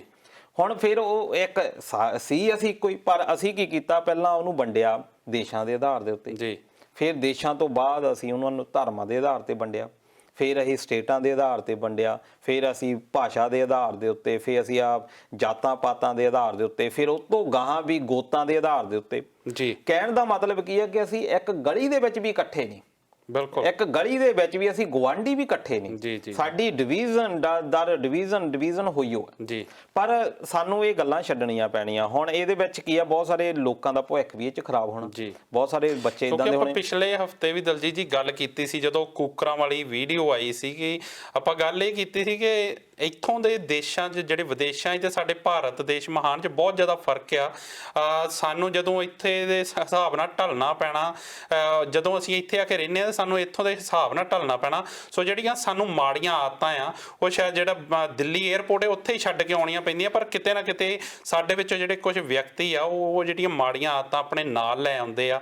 ਹੁਣ ਵਿਦੇਸ਼ਾਂ ਦੇ ਵਿੱਚ ਚਾਹੇ ਉਹ ਇੱਕ ਨਿੱਕੀ ਜਿਹੀ ਵੀ ਘਟਨਾ ਹੋਵੇ, ਚਾਹੇ ਉਹਦੇ ਲਈ ਇੱਕ ਵਿਅਕਤੀ ਰਿਸਪੌਂਸੀਬਲ ਹੋਵੇ, ਚਾਹੇ ਕੁਝ ਕੁ ਬੰਦੇ ਰਲ ਮਿਲ ਕੇ ਰਿਸਪੌਂਸੀਬਲ ਹੋਣ, ਪਰ ਅੱਜ ਕੱਲ੍ਹ ਸੋਸ਼ਲ ਮੀਡੀਆ ਇੰਨਾ ਜ਼ਿਆਦਾ ਪਾਵਰਫੁਲ ਟੂਲ ਬਣ ਗਿਆ, ਇੰਨਾ ਤਾਕਤਵਰ ਹੋ ਗਿਆ ਕਿ ਤੁਹਾਡੀ ਇੱਕ ਦੁਨੀਆ ਦੇ ਕਿਸੇ ਵੀ ਨੁੱਕਰ 'ਚ ਕੋਈ ਕੀਤੀ ਹੋਈ ਨਿੱਕੀ ਜਿਹੀ ਹਰਕਤ ਵੀ ਦੁਨੀਆ ਪੱਧਰ ਤੇ ਪਹੁੰਚਦੀ ਆ। ਸੋ ਤੁਸੀਂ ਪੂਰੀ ਆਪਣੀ ਕਮਿਊਨਿਟੀ ਲਈ ਜ਼ਿੰਮੇਵਾਰ ਬਣਦੇ ਆ, ਤੇ ਇਹ ਜਿਹੜੇ ਕੁਝ ਕੁ ਵਿਅਕਤੀ ਆ, ਇਹ ਜਦੋਂ ਇਹ ਲੜਾਈ ਹੋਈ ਆ, ਇਹਦੇ ਲਈ ਇਸ ਤੋਂ ਬਾਅਦ ਸਰਕਾਰਾਂ ਨੇ ਕੁਝ ਕਠੋਰ ਫੈਸਲੇ ਲੈਣੇ ਆ, ਉਹ ਸਾਰੇ ਜਿਹੜੀ ਕਮਿਊਨਿਟੀ ਆ ਉਹਨੂੰ ਸਾਹਮਣਾ ਕਰਨਾ ਪੈਣਾ ਉਹਦਾ। ਤੁਸੀਂ ਦੇਖੋ ਕਿ 2007-8 ਤੋਂ ਹੁਣ ਤੱਕ ਦੇ ਲਾਅ ਇਮੀਗ੍ਰੇਸ਼ਨ ਦੇ ਵਿੱਚ ਜੋ ਚੇਂਜਸ ਆਈਆਂ ਉਹ ਇੱਕ ਦਿਨ 'ਚ ਥੋੜੀ ਹੋ ਗਈਆਂ। ਬਿਲਕੁਲ, ਖਾਸ ਤੌਰ ਤੇ ਮੈਲਬੌਰਨ ਦੇ ਵਿੱਚ ਜੋ ਖਰੂਦ ਮਚਾਇਆ ਗਿਆ, ਉਹ ਸਾਰੇ ਕਮਿਊਨਿਟੀ ਨੂੰ ਪਤਾ। ਅਸੀਂ ਇਸ ਕਰਕੇ ਗੱਲ ਨਹੀਂ ਕਰਦੇ ਕਿ ਇਹਦੇ ਨਾਲ ਕੀ ਹੁੰਦਾ, ਇਹ ਗੱਲਾਂ ਪ੍ਰਮੋਟ ਹੁੰਦੀਆਂ ਜੀ, ਕਿ ਨੋ ਡਾਊਟ ਸਾਡੇ ਜਿਹੜੇ ਬਜ਼ੁਰਗ ਆ ਜਿਹੜੇ ਪਹਿਲਾਂ ਆਏ ਆ ਇੱਥੇ, ਉਹਨਾਂ ਨੇ ਇੰਨੀਆਂ ਮਿਹਨਤਾਂ ਕੀਤੀਆਂ। ਜੀ, ਜੀ। ਈਵਨ ਕਿ ਅੱਜ ਵੀ ਇਹ ਕਿਹਾ ਜਾਂਦਾ, ਨੌਜਵਾਨ ਵੀ ਜਿਹੜੇ ਆਉਂਦੇ ਆ ਇੰਡੀਅਨ ਜਾਂ ਪੰਜਾਬੀ, ਆਪਣੇ ਪੰਜਾਬੀ ਆ ਜ਼ਿਆਦਾਤਰ, ਈਵਨ ਕਿ ਗੋਰਿਆਂ ਦੇ ਕੋਲੋਂ ਪੁੱਛ ਲਓ, ਗੋਰੇ ਇਹੀ ਕਹਿੰਦੇ ਆ ਕਿ ਜੇ ਪੰਜਾਬੀ ਬੰਦਾ ਜੀ ਸਾਨੂੰ ਮਿਲ ਜਾਂਦਾ ਆ, ਸਾਨੂੰ ਕਿਸੇ ਚੀਜ਼ ਦੀ ਲੋੜ ਨਹੀਂ ਰਹਿੰਦੀ।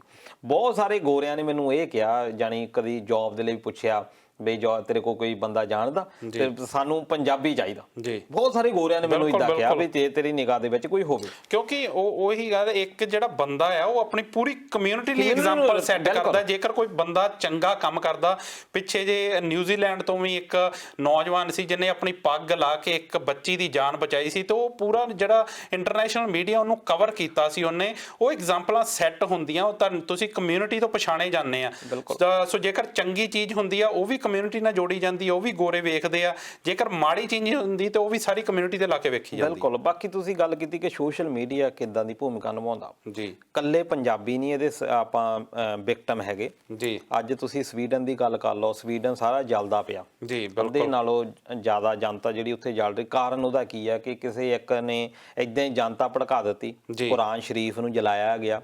ਜਦ ਕਿ ਸਵੀਡਨ ਵਰਗੇ ਜਿਹੜੇ ਦੇਸ਼ ਆ ਉਹ ਬੜੇ ਵਧੀਆ ਮੰਨੇ ਜਾਂਦੇ ਆ, ਯੂਰਪ ਦੇ ਸਭ ਤੋਂ ਵਧੀਆ ਦੇਸ਼ਾਂ ਦੇ ਵਿੱਚ ਆਉਂਦੇ ਆ। ਉੱਥੇ ਦੇ ਆਪਾਂ ਤਾਂ ਇਹ ਸਮਝਦੇ ਆ ਵੀ ਉੱਥੇ ਦੇ ਲੋਕ ਬਹੁਤ ਸ਼ਾਂਤਮਈ, ਜੇ ਕਦੀ ਕੋਈ ਰੌਲਾ ਨਹੀਂ ਪਿਆ। ਤੇ ਅੱਜ ਤੁਸੀਂ ਉੱਥੇ ਦੇ ਹਾਲਾਤ ਦੇਖ ਲਓ, ਉਹ ਕਿਹਨੇ ਰੌਲਾ ਪਾ ਦਿੱਤਾ ਆ, ਸੋਸ਼ਲ ਮੀਡੀਆ ਨੇ ਪਾ ਦਿੱਤਾ। ਜਿੱਥੇ ਕੋਈ ਇਦਾਂ ਦੇ ਦੰਗੇ ਨਹੀਂ ਹੋਏ, ਉੱਥੇ ਅੱਜ ਕੱਲ ਅੱਗਾਂ ਲੱਗ ਰਹੀਆਂ, ਦੰਗੇ ਹੋ ਰਹੇ ਆ ਪੂਰੇ, ਬਹੁਤ ਜ਼ਿਆਦਾ ਮਾਹੌਲ ਖਰਾਬ ਹੋਇਆ ਆ। ਪਰ ਸਾਨੂੰ ਪੰਜਾਬੀਆਂ ਨੂੰ ਦੇਖੋ ਇਹ ਆ ਕਿ ਤੁਸੀਂ ਇਹ ਦੇਖੋ ਕਿ ਸਾਡਾ ਜਿੰਨਾ ਵੀ ਸੋਸ਼ਲ ਮੀਡੀਆ, ਮੈਂ ਤਾਂ ਇਹੀ ਗੱਲ ਕਹਿੰਦਾ ਹੁੰਦਾ ਕਿ ਜਦੋਂ ਵੀ ਮੈਨੂੰ ਵੀ ਕਦੀ ਵੇਲੇ ਗੁੱਸਾ ਆ ਜਾਂਦਾ, ਹਰ ਇੱਕ ਨੂੰ ਕਈ ਵਾਰੀ ਟਿੱਪਣੀਆਂ ਕੁਛ ਇਦਾਂ ਦੀਆਂ ਆ ਜਾਂਦੀਆਂ, ਗੁੱਸਾ ਆਉਂਦਾ, ਪਰ ਉਸ ਤੋਂ ਬਾਅਦ ਮੈਂ ਇਸ ਗੱਲ 'ਤੇ ਸੋਚਦਾ ਹੁੰਦਾ ਕਿ ਜਿਹੜਾ ਕੈਮਰਾ ਆ ਕੀ ਅਸੀਂ ਬਣਾਇਆ, ਕਿ ਸੋਸ਼ਲ ਮੀਡੀਆ ਸਾਡੀ ਇਹਦੇ ਵਿੱਚ ਦੇਣ ਕੀ ਆ। ਸਾਡੇ ਲੋਕਾਂ ਦੀ ਦੇਣ ਪਹਿਲਾਂ ਆਪਾਂ ਦੇਖੀਏ, ਇਹਨਾਂ ਨੂੰ ਸਾਡੀ ਦੇਣ ਇੱਥੋਂ ਹੀ ਆ ਜਾਂਦੀ ਆ ਕਿ ਅਸੀਂ ਇਹਨੂੰ ਨੈਗੇਟਿਵ ਤਰੀਕੇ ਦੇ ਨਾਲ ਹੀ ਵਰਤਿਆ। ਅਸੀਂ ਜਿੱਥੇ ਗੋਰੇ ਜਾਂ ਹੋਰ ਲੋਕ ਜਿਹੜੇ ਕਮਿਊਨਿਟੀਜ਼ ਹੈਗੀਆਂ ਉਹ ਖੋਜਾਂ ਦੇ ਉੱਤੇ ਲੱਗੇ ਆ, ਨਵੇਂ ਆਵਿਸ਼ਕਾਰ ਹੋ ਰਹੇ ਆ, ਆਪਣੀ ਟੈਕਨੋਲੋਜੀ ਨੂੰ ਡਿਵੈਲਪ ਕਰ ਰਹੇ ਆ, ਆਪਣੀ GDP ਨੂੰ ਗਰੋਥ ਹੋ ਰਹੀ ਆ, ਤੇ ਸਾਡੇ ਲੋਕ ਅਜੇ ਵੀ ਇੱਕ ਬੰਦੇ ਦੇ ਕਹੇ ਦੇ ਉੱਤੇ ਜਾਂ ਦੋ ਬੰਦਿਆਂ ਦੇ ਕਹੇ ਦੇ ਉੱਤੇ ਇਕੱਠੇ ਹੋ ਜਾਂਦੇ ਆ, ਮਰਨ ਮਰਾਉਣ ਤੱਕ ਜਾਂਦੇ ਆ, ਆਪਣਾ ਫਿਊਚਰ ਵੀ ਖਰਾਬ ਕਰਦੇ ਆ, ਆਉਣ ਵਾਲੀ ਜਨਰੇਸ਼ਨ ਦੇ ਲਈ ਵੀ। ਆਪਾਂ ਪਿਛਲੇ ਹਫਤੇ ਵੀ ਗੱਲ ਕੀਤੀ ਸੀ, ਸਾਡੇ ਪੰਜਾਬੀ ਤਾਂ ਜਿਹੜੇ ਗਾਇਕਾਂ ਮਗਰ ਗਾਲੋ ਗਾਲੀ ਹੋ ਜਾਂਦੇ ਆ ਸੋਸ਼ਲ ਮੀਡੀਆ ਤੇ ਉਹ ਕਿੱਡੀ ਮਾੜੀ ਗੱਲ ਹੈ। ਇੱਕ ਪਾਸੇ ਤੁਸੀਂ ਦੇਖੋ ਕਿ ਉਹ ਲੜਾਈ ਬੜੀ ਫਨੀ ਆ, ਤੇ ਇਹੀ ਲੋਕ ਆ, ਅਸੀਂ ਇੱਥੋਂ ਗੱਲਾਂ ਕਰਦੇ ਰਹੇ ਕਿ ਚਾਈਨਾ ਨੇ ਹਮਲਾ ਕਰ ਦਿੱਤਾ। ਚਾਈਨਾ ਜਿਹੜਾ ਸਾਡਾ ਇੰਨਾ ਪਾਰਟ ਰੋਕ ਕੇ ਬਹਿ ਗਿਆ, ਚਾਈਨਾ ਨੇ ਸਾਡੀਆਂ ਨਦੀਆਂ ਦਾ ਪਾਣੀ ਰੋਕ ਲਿਆ, ਬ੍ਰਹਮਪੁੱਤਰ ਦੇ ਉੱਤੇ ਕਿੰਨਾ ਜ਼ਿਆਦਾ ਡਿਸਟਰਕਸ਼ਨ ਹੁੰਦੀ ਆ ਆਪਣੇ ਬਿਹਾਰ ਦੇ ਵਿੱਚ, ਪੱਛਮੀ ਬੰਗਾਲ 'ਚ, ਚਾਈਨਾ ਦਾ ਸਿੱਧਾ ਲੈਣ ਦੇਣਿਆ। ਪੰਜਾਬੀ ਨੌਜਵਾਨ ਉੱਥੇ ਬੋਲਦਾ ਹੀ ਨਹੀਂ ਕੁਝ ਵੀ। ਫਿਰ ਅਸੀਂ ਗੱਲ ਕਰਦੇ ਹਾਂ ਕਿ ਸਾਊਥ ਸੀ ਦੀ, ਆਪਾਂ ਗੱਲ ਕਰਦੇ ਹਾਂ ਕਿ ਚਾਈਨਾ ਉੱਥੇ ਕਰਦਾ ਪਿਆ। ਅੱਜ ਅਸੀਂ ਗੱਲ ਕਰ ਲਈਏ ਕਿ ਭੂ ਮੱਧ ਰੇਖਾ ਦੇ ਵਿੱਚ ਤੁਰਕੀ ਦਾ ਗ੍ਰੀਸ ਦੇ ਨਾਲ ਰੌਲਾ ਪਿਆ, ਪੰਜਾਬੀਆਂ ਨੂੰ ਲੈਣ ਦੇਣ ਕੋਈ ਨਹੀਂ, ਇਹਨਾਂ ਚੀਜ਼ਾਂ ਦੇ ਨਾਲ ਕੋਈ ਫਰਕ ਨਹੀਂ। ਰਫੇਲ ਆ, ਰਫੇਲ ਦੇ ਨਾਲੋਂ ਕਿਉਂ ਚੀਜ਼ਾਂ ਚੰਗਾ, ਇਸ ਚੀਜ਼ ਨਾਲ ਫਰਕ ਪੈਂਦਾ ਕਿ ਸਿੱਧੂ ਮੂਸੇਵਾਲੇ ਦੇ ਵਿਊ ਜ਼ਿਆਦਾ ਕਿ ਬੱਬੂ ਮਾਨ ਦੇ ਵਿਊ ਜ਼ਿਆਦਾ। ਪਰ ਇਹ ਗੱਲ ਦੇਖਣੀ ਪੈਣੀ ਆ ਕਿ ਸਾਡਾ ਕੀ ਸਾਡੀ ਜਿਹੜੀ ਸਟੇਬਿਲਿਟੀ ਆ ਮੈਂਟਲੀ, ਕਿ ਉਹ ਪ੍ਰੋਪਰ ਤਰੀਕੇ ਦੇ ਨਾਲ ਜਾ ਰਹੀ ਆ। ਸਾਡਾ ਜਿਹੜਾ ਨੌਜਵਾਨ ਹੈ, ਜਿੱਦਾਂ ਕਿਸੇ ਨੇ ਮਹਾਨ ਪੁਰਸ਼ ਨੇ ਇਹ ਗੱਲ ਕਹੀ ਆ ਕਿ ਤੁਸੀਂ ਮੈਨੂੰ ਕਿਸੇ ਵੀ ਸਮਾਜ ਦੇ ਗੀਤ ਲਿਆ ਕੇ ਦੇ ਦਿਓ, ਮੈਂ ਉਸ ਸਮਾਜ ਦਾ ਫਿਊਚਰ ਦੱਸ ਦੂੰ। ਬਿਲਕੁਲ, ਕਿ ਮੈਂ ਗੀਤਾਂ ਦੇ ਵਿੱਚੋਂ ਦੱਸ ਦੂੰ ਵੀ ਇਹ ਬੰਦਿਆਂ ਨੇ ਕਿੱਥੇ ਜਾਣਾ। ਤੇ ਸਾਡੇ ਜਿਸ ਤਰੀਕੇ ਦੇ ਨਾਲ ਗੀਤ ਚੱਲਦੇ ਆ, ਬਹੁਤ ਸਾਰੇ ਲੋਕ ਕਹਿੰਦੇ ਆ ਯਾਰ ਗੀਤਾਂ ਨਾਲ ਕੀ ਫਰਕ ਪੈਂਦਾ। ਮੈਂ ਉਹਨਾਂ ਨੂੰ ਇੱਕੋ ਐਗਜ਼ਾਮਪਲ ਦਿੰਦੇ ਹੁੰਦਾ ਕਿ ਜੋ ਤੁਸੀਂ ਸੈਡ ਗਾਣੇ ਸੁਣਦੇ ਹੁੰਦੇ ਆ, ਸੈਡ ਕਿਉਂ ਹੋ ਜਾਂਦੇ ਹੋ? ਕੀ ਤੁਸੀਂ ਸੈਡ ਸੌਂਗ ਦੇ ਉੱਤੇ ਭੰਗੜਾ ਪਾਇਆ? ਫਿਰ ਤੁਸੀਂ ਜਦੋਂ ਭੰਗੜਾ ਪਾਉਂਦੇ ਆ ਉਸ ਵੇਲੇ ਭੰਗੜੇ ਵਾਲੇ ਸੌਂਗ ਚੱਲਦੇ ਆ, ਸੈਡ ਕਿਉਂ ਨਹੀਂ ਹੁੰਦੇ? ਬਿਲਕੁਲ, ਤੁਸੀਂ ਬਾਰ ਸੁਣਾਈ ਜਾਂਦੀ ਆ ਤੁਹਾਨੂੰ, ਤੁਸੀਂ ਬੜੇ ਲੂ ਕੰਡੇ ਖੜੇ ਹੋ ਜਾਂਦੇ ਹੋ। ਇਹ ਸੰਗੀਤ ਜਾਂ ਇਹ ਜਿਹੜੀਆਂ ਚੀਜ਼ਾਂ ਆ, ਗਾਣੇ ਆ, ਇਹ ਤੁਹਾਡੇ ਸਰੀਰ ਦੇ ਉੱਤੇ ਤਾਂ ਹੀ ਕਿਹਾ ਜਾਂਦਾ ਕਿ ਜਿਹੜਾ ਸੰਗੀਤ ਆ ਜਾਂ ਲੋਕ ਗੀਤ ਆ, ਉਹ ਭਾਈਚਾਰੇ ਦਾ ਸ਼ੀਸ਼ਾ ਹੁੰਦਾ ਹੈ। ਬਿਲਕੁਲ, ਤੇ ਇਸ ਕਰਕੇ ਲੋਕਾਂ ਨੂੰ ਦੇਖਣਾ ਪੈਣਾ, ਖਾਸ ਤੌਰ ਤੇ ਜਿਹੜੇ ਸਾਡੇ ਲੋਕ ਹੈ ਜਿਹੜੇ ਅਗਵਾਈ ਦੇ ਸਕਦੇ ਆ। ਹੁਣ ਇਹ ਜਿਹੜੇ ਮੈਂ ਸੇਰਨੀ ਜਗਤਾਰ ਹੁਣਾਂ ਗੱਲ ਕੀਤੀ, ਸੇਰਨੀ ਦੇ ਵਿੱਚ ਜੋ ਚੀਜ਼ਾਂ ਹੋਈਆਂ ਇਹ ਕਿਸੇ ਦੇ ਕਹੇ ਦੇ ਉੱਤੇ ਹੋਈਆਂ, ਕਿਸੇ ਨੇ ਪਲਾਨ ਕੀਤੀਆਂ ਹੋਣੀਆਂ। ਬਿਲਕੁਲ, ਇਸ ਕਰਕੇ ਇਹ ਜ਼ਰੂਰੀ ਆ ਕਿ ਜਿਹੜੇ ਪਲਾਨ ਕਰਨ ਵਾਲੇ ਲੋਕ ਆ ਇਹਨਾਂ ਨੂੰ ਕਿੱਦਾਂ ਰੋਕਿਆ ਜਾਵੇ। ਬੰਦੇ 2-3 ਕੇ ਹੁੰਦੇ ਆ, ਬਾਕੀ ਤਾਂ ਉਹ ਜਿੱਦਾਂ ਕਹਿ ਲਓ ਕਿ ਉਹਨਾਂ ਨੂੰ ਪਤਾ ਹੀ ਨਹੀਂ ਹੁੰਦਾ, ਉਹ ਤਾਂ ਭਾਈ ਭਤੀਜਾਵਾਦ ਦੇ ਵਿੱਚ ਗਏ ਹੁੰਦੇ। ਬਿਲਕੁਲ, ਤੇ ਉਹਨਾਂ ਨੂੰ ਬਸ ਇਹ ਕਹਤਾ ਜੀ ਪੰਜਾਬ ਤੇ ਹਰਿਆਣੇ ਦਾ ਰੌਲਾ ਜਾਂ ਧਰਮ ਦਾ ਰੌਲਾ ਆ। ਰੌਲਾ ਇੱਥੇ ਧਰਮ ਦਾ ਤੇ ਸਟੇਟ ਦਾ ਕੋਈ ਨਹੀਂ ਹੁੰਦਾ, ਰੌਲਾ ਹੁੰਦਾ ਕਿ ਨੈਤਿਕਤਾ ਦਾ, ਕਿ ਤੁਹਾਡੀ ਨੈਤਿਕ ਪੱਧਰ ਤੇ ਉਹਨਾਂ ਦਾ ਨੈਤਿਕ ਪੱਧਰ ਕਿਸ ਲੈਵਲ ਦਾ। ਬਿਲਕੁਲ, ਇੱਥੇ ਟਿੱਪਣੀਆਂ ਦੀ ਗੱਲ ਕਰੀਏ, ਜਗਤਾਰ ਸਿੰਘ ਹੁਣੀ ਵੀ ਮੇਰੇ ਖਿਆਲ ਉਹੀ ਗੱਲ ਕਰ ਰਹੇ ਹੋ, ਕਹਿੰਦੇ ਕਿ ਜਿਹੜੇ ਸਾਡੀ ਕਮਿਊਨਿਟੀ ਆ ਜਾਂ ਸਾਡੇ ਲੋਕ ਆ ਜ਼ਿਆਦਾਤਰ ਮਿਹਨਤਾਂ ਕਰਦੇ ਆ, ਹੁਣ ਇੱਥੇ ਆਉਂਦੇ ਆ ਤਾਂ ਆਪਣੇ ਜਿਹੜੇ ਮਿਹਨਤਾਂ ਕਰਕੇ ਬਹੁਤ ਵੱਡੇ ਬਿਜ਼ਨਸ ਖੜੇ ਕਰਦੇ ਆ, ਘਰ-ਬਾਰ ਬਣਾਉਂਦੇ ਆ, ਪਰ ਇਹ ਕੁਝ ਕੁ ਜਿਹੜੇ ਬੰਦੇ ਆ ਜਿਹੜੇ ਇਦਾਂ ਦੇ ਕੰਮ ਕਰਦੇ ਉਹਨਾਂ ਕਰਕੇ ਸਾਰੀ ਕਮਿਊਨਿਟੀ ਬਦਨਾਮ ਹੁੰਦੀ ਆ। ਬਿਲਕੁਲ, ਅਸੀਂ ਜਿੱਦਾਂ ਕਿਹਾ 1 ਜਾਂ 2 ਹੁੰਦੇ ਆ। ਤੁਸੀਂ ਇਹ ਉਹਨਾਂ ਦਾ ਹੀ ਖਿਲਾਰਾ ਪਾਇਆ ਹੁੰਦਾ। ਬਾਕੀ ਤੁਸੀਂ ਹੁਣ ਵੀ ਦੇਖ ਲਓ, ਜਿੱਥੇ ਜਦੋਂ ਵੀ ਕੋਈ ਪ੍ਰੋਬਲਮ ਸ਼ੁਰੂ ਹੁੰਦੀ ਆ, ਗਾਇਕਾਂ ਵਿੱਚ ਵੀ 1-2 ਹੀ ਗਾਇਕ ਆ, ਬਾਕੀ ਤਾਂ ਸਾਰੇ ਸਾਇਲੈਂਟ ਆ, ਬੜੇ ਵਧੀਆ ਆ ਘਰ ਦੇ ਵਿੱਚ। ਈਵਨ ਕਿ ਕਰੋਨਾ ਦੇ ਵਿੱਚ ਸਭ ਤੋਂ ਜ਼ਿਆਦਾ ਮਾਰ ਗਾਇਕਾਂ ਨੂੰ ਪਈ ਆ। ਗਾਇਕ ਘਰ ਬੈਠੇ ਆ, ਉਹਨਾਂ ਦੇ ਸਾਜੀ ਕਿੰਨੇ ਜ਼ਿਆਦਾ ਆ, ਉਹ ਘਰਾਂ ਦੇ ਵਿੱਚ ਬੈਠੇ ਆ, ਕਿਸੇ ਨੇ ਅੱਜ ਤੱਕ ਰੰਡੀ ਰੋਣਾ ਕੋਈ ਨਹੀਂ ਰੋਇਆ। ਪਰ ਕੁਝ ਇਦਾਂ ਦੇ ਬੰਦੇ ਹੈਗੇ ਜਿਹੜੇ ਗਾਇਕ ਆ, ਉਹ ਅੱਗੇ ਵੀ ਲੱਗੇ, ਲੋਕ ਭਲਾਈ ਦੇ ਕੰਮ ਵੀ ਬਹੁਤ ਕੀਤੇ ਉਹਨਾਂ ਨੇ, ਬਹੁਤ ਕੀਤੇ, ਤੇ ਉਹ ਹਿਡਨ ਆ, ਉਹਨਾਂ ਦੇ ਬਾਰੇ ਕੋਈ ਨੋਟਿਸ ਨਹੀਂ ਕਰ ਰਿਹਾ। ਬਿਲਕੁਲ, ਤੇ ਨੋਟਿਸ ਕਿਹਨਾਂ ਨੂੰ ਕੀਤਾ ਜਾ ਰਿਹਾ ਆ? ਜਿਨ੍ਹਾਂ ਨੇ ਟਾਈਮ ਬੰਨੇ ਵਾ ਕਿ ਮੈਂ ਤੈਨੂੰ ਦੇਖਣਾ, ਤੂੰ ਉੱਥੇ ਆ ਕੇ ਮਿਲ ਮੈਨੂੰ। ਤੇ ਉਹ ਲੋਕੀ ਵੀ ਹਾਂ ਵੀ ਆਪਾਂ ਮਿਲਦੇ ਆ ਫਿਰ ਉੱਥੇ ਆ ਕੇ। ਬਿਲਕੁਲ, ਆਪਾਂ ਪਿਛਲੇ ਵਾਰੀ ਵੀ ਗੱਲ ਕੀਤੀ ਕਿ ਜਿਹੜੇ ਸਾਡੇ ਗਾਇਕ ਯੋਧੇ ਆ, ਇਹਨਾਂ ਮਗਰ ਜਿਹੜੀ ਸਾਡੀ ਜਨਤਾ ਆ ਉਹ ਕਮਲੀ ਹੋ ਜਾਂਦੀ, ਉਹ ਗਾਲੋ ਗਾਲੀ ਹੋ ਜਾਂਦੀ ਆ। ਦਲਜੀਤ ਜੀ, ਇਸ ਤੋਂ ਬਾਅਦ ਮੈਂ ਗੱਲ ਕਰਨੀ ਚਾਹੁੰਦਾ ਪੰਜਾਬ ਵਿਧਾਨ ਸਭਾ ਦੀ। ਆਪਾਂ ਪਿਛਲੇ ਵਾਰੀ ਵੀ ਗੱਲ ਕੀਤੀ ਸੀ, ਪੰਜਾਬ ਵਿਧਾਨ ਸਭਾ ਦੀ 28 ਤਰੀਕ ਨੂੰ ਇਜਲਾਸ ਬੁਲਾਇਆ ਗਿਆ, ਪਰ ਉਹ ਜਿਹੜਾ ਇਜਲਾਸ ਆ ਉਹ 2 ਘੰਟਿਆਂ ਬਾਅਦ ਹੀ ਜਿਹੜੀ ਉਹਦੀ ਕਾਰਵਾਈ ਆ ਸਮਾਪਤ ਕੀਤੀ ਗਈ। ਕਿੱਦਾਂ ਦੇਖਦੇ ਹੋ ਤੁਸੀਂ? ਇਜਲਾਸ ਵੈਸੇ 2 ਘੰਟੇ ਦਾ ਸੀ ਪਰ ਇਹਨਾਂ 2 ਘੰਟਿਆਂ ਨੇ ਅਮਰਿੰਦਰ ਸਿੰਘ ਨੂੰ 7 ਦਿਨਾਂ ਲਈ ਇਕੱਲਾ ਕਰ ਦਿੱਤਾ। ਕਰੋਨਾ ਵਾਇਰਸ ਦਾ ਰੌਲਾ ਪੈ ਗਿਆ। ਬਿਲਕੁਲ, ਇੰਦਰਜੀਤ ਸਿੰਘ ਜੀਰਾ ਕਹਿੰਦੇ ਵੀ ਜਦੋਂ ਐਂਟਰ ਹੋਇਆ ਉਦੋਂ ਉਹਦੀ ਰਿਪੋਰਟ ਨੈਗੇਟਿਵ ਸੀ, ਜਦੋਂ ਬਾਹਰ ਨਿਕਲਿਆ 2 ਘੰਟਿਆਂ ਦੇ ਵਿੱਚ ਨਾਲ ਵਾਇਰਸ ਪਤਾ ਨਹੀਂ ਕਿੱਥੋਂ ਲੈ ਲਿਆ, ਫੋਨ ਆ ਗਿਆ ਨਾਲ ਹੀ। ਤੇ ਸ਼ੁਤਰਾਣਾ ਸਾਹਿਬ, ਉਹਨਾਂ ਦਾ ਵੀ, ਨਿਰਮਲ ਸਿੰਘ ਸ਼ੁਤਰਾਣਾ, ਉਹਨਾਂ ਦਾ ਵੀ ਪੋਜ਼ਿਟਿਵ ਰਿਜ਼ਲਟ ਆਇਆ। ਸਭ ਤੋਂ ਵੱਡੀ ਦੇਖੋ, ਲਾਅ ਨੂੰ ਕਿੱਦਾਂ ਤੋੜਦੇ ਆ ਲੋਕ, ਇਹਨਾਂ ਦੇ ਉੱਤੇ ਕੇਸ ਹੋਣੇ ਚਾਹੀਦੇ ਆ। ਜਦੋਂ ਇਹਨਾਂ ਦਾ ਕੇਸ, ਇਹਨਾਂ ਦੇ ਅਜੇ ਤੱਕ ਕਹਿੰਦੇ ਵੀ ਇਹਨਾਂ ਨੇ ਟੈਸਟ ਕਰਵਾਇਆ ਸੀ, ਰਿਪੋਰਟ ਨਹੀਂ ਸੀ ਆਈ। ਜਦੋਂ ਤੁਹਾਡੀ ਰਿਪੋਰਟ ਨਹੀਂ ਆਈ, ਤੁਸੀਂ ਉੱਥੇ ਕੀ ਕਰਨ ਗਏ ਸੀ? ਕਿਉਂਕਿ ਤੁਹਾਨੂੰ ਤਾਂ ਪਤਾ ਹੀ ਨਹੀਂ ਤੁਸੀਂ ਨੈਗੇਟਿਵ ਆ ਜਾਂ ਪੋਜ਼ਿਟਿਵ ਆ। ਬਿਲਕੁਲ, ਕਹਿੰਦੇ ਕਿ ਜਦੋਂ ਉੱਥੇ ਅੰਦਰ ਬੈਠੇ ਆ ਉਦੋਂ ਹੀ ਪਤਾ ਲੱਗਾ ਵੀ ਇਹ ਪੋਜ਼ਿਟਿਵ ਹੈਗੇ ਆ। ਉਸ ਤੋਂ ਬਾਅਦ ਸਾਰਿਆਂ ਨੂੰ ਹੱਥਾਂ ਪੈਰਾਂ ਦੀ ਪੈ ਗਈ। ਈਵਨ ਕਿ ਇਹ ਵੀ ਕਿਹਾ ਜਾਂਦਾ ਵੀ ਜੀਰਾ ਸਾਹਿਬ ਨੇ ਤਾਂ ਅਮਰਿੰਦਰ ਸਿੰਘ ਦੇ ਪੈਰਾਂ ਨੂੰ ਵੀ ਹੱਥ ਲਾਇਆ। ਉਸ ਤੋਂ ਬਾਅਦ ਉਹ ਜ਼ਿਆਦਾ ਡਰੇ ਹੋਏ ਆ ਅਮਰਿੰਦਰ ਸਿੰਘ ਹੋਣੀ, ਪਰ ਪੈਰਾਂ ਨੂੰ ਜੇ ਹੱਥ ਲਾ ਵੀ ਗਿਆ, ਈਵਨ ਕਿ ਜਿਹੜਾ ਕਰੋਨਾ ਵਾਇਰਸ ਆ ਇਹ ਮੂੰਹ ਜਾਂ ਨੱਕ ਜਾਂ ਅੱਖਾਂ ਦੇ ਦੁਆਰਾ, ਕੰਨਾਂ ਦੇ ਦੁਆਰਾ ਅੰਦਰ ਜਾਂਦਾ, ਤੇ ਪੈਰਾਂ 'ਚ ਜੇ ਰਹਿ ਵੀ ਗਿਆ, ਅਨਲੈਸ ਕਿ ਉਹਨਾਂ ਨੇ ਆਪਣੇ ਪੈਰਾਂ ਨੂੰ, ਮੈਨੂੰ ਲੱਗਦਾ ਨਹੀਂ ਬੰਦਾ ਕੋਈ ਵੈਸੇ ਜੁੱਤੀ ਨੂੰ ਹੱਥ ਲਾਇਆ ਜਾਂ ਕਿੱਦਾਂ, ਕੁਝ ਵੀ ਹੋ ਸਕਦਾ, ਪਰ ਅਮਰਿੰਦਰ ਸਿੰਘ ਹੁਣੀ ਕਾਫੀ ਡਰੇ ਆ। ਸਭ ਤੋਂ ਜ਼ਿਆਦਾ ਡਰ ਉਹਨਾਂ ਵਿਧਾਇਕਾਂ ਨੂੰ ਪਿਆ ਆ ਜਿਹੜੇ ਸ਼ੁਤਰਾਣਾ ਸਾਹਿਬ ਦੇ ਆਲੇ ਦੁਆਲੇ ਬੈਠੇ ਸੀ। ਬਿਲਕੁਲ, ਉਹਨਾਂ ਨੇ ਵੀ ਆਪਣੇ ਟੈਸਟ ਕਰਵਾਏ ਆ ਜੀ। ਪਰ ਤੁਸੀਂ ਇਹ ਦੇਖੋ ਕਿ ਜੀਰਾ ਸਾਹਿਬ ਨੇ ਪਹਿਲਾਂ ਜਦੋਂ ਪੈਰੀ ਹੱਥ ਲਾਇਆ ਹੋਣਾ, ਅਮਰਿੰਦਰ ਸਿੰਘ ਹੁਣੀ ਕਹਿੰਦੇ ਹੋਣੇ ਆ ਵੀ ਕਿੰਨਾ ਬੰਦਾ ਲਾਇਕ ਆ, ਕਿੰਨਾ ਬੰਦਾ ਚੰਗਾ। ਜਦੋਂ ਕਰੋਨਾ ਵਾਇਰਸ ਹੋਣਾ ਆ ਉਸ ਤੋਂ ਬਾਅਦ ਬਹੁਤ ਮੰਦੀ ਭਾਸ਼ਾ ਬੋਲੀ ਹੋਣੀ ਆ ਅਮਰਿੰਦਰ ਸਿੰਘ ਹੋਣਾ ਨੇ ਜੀ। ਕਰੋਨਾ ਵਾਇਰਸ ਇੱਕ ਬੰਦੇ ਦੀ ਸ਼ਖਸੀਅਤ ਦੇ ਵਿੱਚ ਬਦਲਾਅ ਕਰ ਦਿੰਦਾ ਜੀ। ਇਹੀ ਕਰੋਨਾ ਵਾਇਰਸ ਹੈ ਜਿਹਨੇ ਬਲਦੇਵ ਸਿੰਘ ਪਠਲਾਵਾ, ਜਿਹੜਾ ਕਿ ਸਾਰੀ ਉਮਰ ਧਰਮ ਕਰਮ ਦੇ ਕੰਮ ਕਰਦਾ ਰਿਹਾ, ਸਿੱਖੀ ਧਰਮ ਦਾ ਪ੍ਰਚਾਰ ਕਰਦਾ ਰਿਹਾ ਦੇਸ਼ਾਂ ਵਿਦੇਸ਼ਾਂ ਦੇ ਵਿੱਚ, ਉਹਨੂੰ ਵਿਲਨ ਬਣਾ ਕੇ ਪੇਸ਼ ਕਰ ਦਿੱਤਾ ਜੀ। ਸਿੱਧੂ ਮੂਸੇ ਵਾਲੇ ਨੇ ਗਾਣਾ ਵੀ ਗਾ ਦਿੱਤਾ, ਉਹ ਗਾਣਾ ਵੀ ਸਾਡੀ ਨੌਜਵਾਨ ਪੀੜ੍ਹੀ ਨੇ ਇਦਾਂ ਪ੍ਰਮੋਟ ਕੀਤਾ ਕਿ ਉਹ ਬੰਦਾ ਇਦਾਂ ਬਣਾ ਦਿੱਤਾ ਕਿ ਇਸੇ ਬੰਦੇ ਨੇ ਕਰੋਨਾ ਵਾਇਰਸ ਆਪਣੇ ਘਰ ਬਣਾਇਆ, ਬਣਾ ਕੇ ਤੇ ਇਹਨੇ ਦੁਨੀਆ ਦੇ ਵਿੱਚ ਇੱਕ ਡਿਸਟਰਕਟਿਵ ਹਥਿਆਰ ਦੇ ਤੌਰ ਦੇ ਉੱਤੇ ਪੇਸ਼ ਕਰ ਦਿੱਤਾ। ਇਹ ਬੜੀ ਇੱਕ ਭਾਵਨਾ ਸੀ। ਪਰ ਨੋ ਡਾਊਟ ਇਸ ਜਿਹੜਾ 2 ਘੰਟੇ ਦਾ ਇਜਲਾਸ ਚੱਲਿਆ, ਮਜੀਠੀਆ ਸਾਹਿਬ ਨੇ ਕਿਹਾ ਵੀ ਇਹ ਲੋਕਤੰਤਰ ਦੀ ਹੱਤਿਆ। ਮੈਂ ਅਕਾਲੀ ਦਲ ਦੀ ਗੱਲ ਵੀ ਕਰ ਦਵਾਂ ਕਿ ਲੋਕਤੰਤਰ ਦੀ ਹੱਤਿਆ ਤਾਂ ਫਿਰ ਤੁਸੀਂ ਵੀ ਕਰਦੇ ਰਹੇ ਜੀ। ਬਿਲਕੁਲ, ਤੁਸੀਂ ਵੀ ਇੱਕ 2-2 ਦਿਨ ਦੇ ਇਜਲਾਸ ਮਿਲਾਉਂਦੇ ਰਹੇ ਆ ਕਿ ਉਸ ਵੇਲੇ ਲੋਕਤੰਤਰ ਦਾ ਘਾਣ ਨਹੀਂ ਸੀ। ਬਿਲਕੁਲ। ਹੁਣ ਇਹ ਜਿਹੜੇ ਕਾਂਗਰਸੀ ਅੱਜ 2 ਘੰਟੇ ਦਾ ਇਜਲਾਸ ਲੈ ਕੇ ਆਏ ਆ, ਕਿਉਂਕਿ ਇਸ ਇਜਲਾਸ ਦੇ ਵਿੱਚ ਕੀ ਹੁੰਦਾ, ਐਮਐਲਏ ਦੀ ਬਸ ਇੱਕੋ ਇੱਕ ਡਿਊਟੀ ਆ, ਬਾਕੀ ਤਾਂ ਅਸੀਂ ਐਵੇਂ ਗੁੰਮਰਾਹ ਹੋਏ ਆ ਕਿ ਇਹਨੇ ਬਹੁਤ ਗ੍ਰਾਂਟਸ ਦੇਣੀਆਂ ਆ ਜਾਂ ਸਾਡੇ ਕੰਮ ਕਰਨੇ ਆ ਜੀ। ਐਮਐਲਏ ਦਾ ਮੇਨ ਕੰਮ ਆ ਕਿ ਹਲਕੇ ਦੀ ਸਮੱਸਿਆ ਨੂੰ ਅਸੈਂਬਲੀ ਤੱਕ ਲੈ ਕੇ ਜਾਣਾ ਜੀ। ਉਹਦੀ ਹੋਰ ਬਹੁਤੀ ਵੱਡੀ ਡਿਊਟੀ ਏਡੀ ਹੈ ਨਹੀਂ। ਮਿਨਿਸਟਰ ਦੀ ਹੈਗੀ ਆ ਕਿ ਕਿੱਥੇ ਫੰਡ ਰਿਲੀਜ਼ ਕਰਨੇ ਆ, ਕਿਹਨੂੰ ਦੇਣੇ ਆ। ਹੁਣ ਐਮਐਲਏ ਦਾ ਮੇਨ ਹੈਗਾ ਕਿ ਆਪਣੇ ਉਹ ਹਲਕੇ ਦੀ ਪ੍ਰੋਬਲਮ ਉੱਥੇ ਲੈ ਕੇ ਜਾਵੇ ਤੇ 2 ਘੰਟੇ ਦੇ ਵਿੱਚ ਉਹ ਆਪਣੀ ਸਮੱਸਿਆ ਕੀ ਲੈ ਕੇ ਜਾਵੇ ਜੀ। ਬਿਲਕੁਲ। ਤੇ ਉਹਦੇ ਵਿੱਚ ਹੁਣ ਇਹੀ ਕਾਂਗਰਸੀ ਆ ਜਿਹੜੇ ਰਾਤ ਵੀ 2016 ਸਤੰਬਰ ਦੀ ਗੱਲ ਆ, ਇਹ ਰਾਤ ਨੂੰ ਬੈਠੇ ਰਹੇ ਕਿਉਂਕਿ ਬਜਟ ਦਾ ਸੈਸ਼ਨ ਜਿਹੜਾ ਚੱਲ ਰਿਹਾ ਸੀ ਤੇ ਪ੍ਰਕਾਸ਼ ਸਿੰਘ ਬਾਦਲ ਹੁਣਾਂ ਦੀ ਸਰਕਾਰ ਸੀ। ਸਪੀਕਰ ਨੇ ਇਹ ਕਿਹਾ ਵੀ ਅਸੀਂ ਇਹਦੇ ਉੱਤੇ ਬਹਿਸ ਨਹੀਂ ਕਰਨੀ ਜੀ। ਇਹ ਕਹਿੰਦੇ ਇਹ ਬਹਿਸ ਦੇ ਲਈ ਅੜ ਗਏ ਜੀ। ਇਹਨਾਂ ਨੇ ਫਿਰ ਰਾਤ ਉੱਥੇ ਗੁਜ਼ਾਰੀ, ਗਰਮੀ ਵੀ ਕਾਫੀ ਸੀ ਜੀ। ਤੇ ਰਾਤ ਨੂੰ ਇਹ ਫਿਰ ਦੂਜੇ ਦਿਨ ਬੜੇ ਚਟਕੋਰੇ ਲਾ ਕੇ ਉਹਦਾ ਦੱਸਦੇ ਸੀ। ਚਰਨਜੀਤ ਸਿੰਘ ਚੰਨੀ ਹੁਣੀ ਉਦੋਂ ਲੀਡਰ ਸੀਗੇ ਵਿਰੋਧੀ ਧਿਰ ਦੇ, ਉਹ ਕਹਿੰਦੇ ਸੀ ਵੀ ਬਹੁਤ ਔਖਾ ਜੀ ਹੋਇਆ, ਇਹਨਾਂ ਨੇ ਫਿਰ ਸਾਡੀ ਬਿਜਲੀ ਕੱਟ ਦਿੱਤੀ ਜੀ। ਘੱਟੋ ਘੱਟ ਇਹਨਾਂ ਨੂੰ ਪਤਾ ਤਾਂ ਲੱਗਾ ਵੀ ਬਿਜਲੀ ਕੱਟਣ ਦੇ ਨਾਲ ਲੋਕੀ ਕਿੱਦਾਂ ਜਿਉਂਦੇ ਆ ਜੀ। ਇਹਨਾਂ ਨੂੰ ਫਿਰ ਅਸੀਂ ਜੀ ਰੌਲਾ ਤਾਂ ਦਲਜੀਤ ਜੀ ਰਾਜਨੀਤੀ ਦਾ ਨਾ, ਮੇਰੇ ਖਿਆਲ ਜਦੋਂ ਕਾਂਗਰਸ ਸੱਤਾ 'ਚ ਹੁੰਦੀ ਆ ਤਾਂ ਜੋ ਰੌਲਾ ਆ, ਜਦੋਂ ਸ਼੍ਰੋਮਣੀ ਅਕਾਲੀ ਦਲ ਸੱਤਾ 'ਚ ਹੁੰਦਾ ਆ ਤਾਂ ਉਦੋਂ ਕਾਂਗਰਸ ਰੌਲਾ ਪਾਉਂਦੀ ਵੀ ਇਜਲਾਸ ਛੋਟੇ ਆ, ਦਿਨ ਘੱਟ ਰੱਖਦੇ ਆ। ਹੁਣ ਜੇ ਕਾਂਗਰਸ ਸੱਤਾ ਦੇ ਵਿੱਚ ਆ ਤਾਂ ਹੁਣ ਉਹੀ ਰੌਲਾ ਜਿਹੜਾ ਆ ਉਹ ਬਿਕਰਮ ਸਿੰਘ ਮਜੀਠੀਆ ਹੁਣੀ ਜਾਂ ਸ਼੍ਰੋਮਣੀ ਅਕਾਲੀ ਦਲ ਬਾਦਲ ਪਾਉਂਦਾ ਵੀ ਇਹ ਲੋਕਤੰਤਰ ਦਾ ਘਾਣ ਕੀਤਾ ਜਾ ਰਿਹਾ।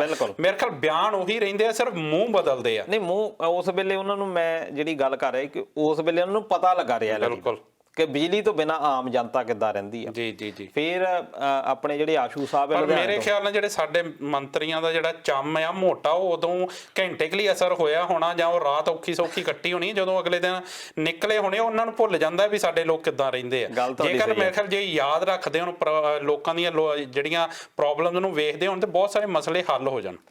ਤੁਹਾਡੀ ਗੱਲ ਸਹੀ ਆ ਇਹ ਕਿ ਇਹਨਾਂ ਨੂੰ ਭੁੱਲ ਜਾਂਦੇ ਆ। ਇਸੇ ਕਰਕੇ ਮੈਂ ਆਸ਼ੂ ਦੀ ਗੱਲ ਕਰ ਰਿਹਾ ਜਿਹੜੇ ਕਿ ਵਿਧਾਇਕ ਹੈਗੇ ਆ ਲੁਧਿਆਣਾ ਤੋਂ ਜੀ। ਉਹ ਇਹ ਕਹਿ ਰਹੇ ਸੀ ਕਿ ਕਾਰਪੈਟ ਤੋਂ ਬਹੁਤ ਜ਼ਿਆਦਾ ਰਾਤ ਨੂੰ ਸਮੈਲ ਆਈ ਜੀ।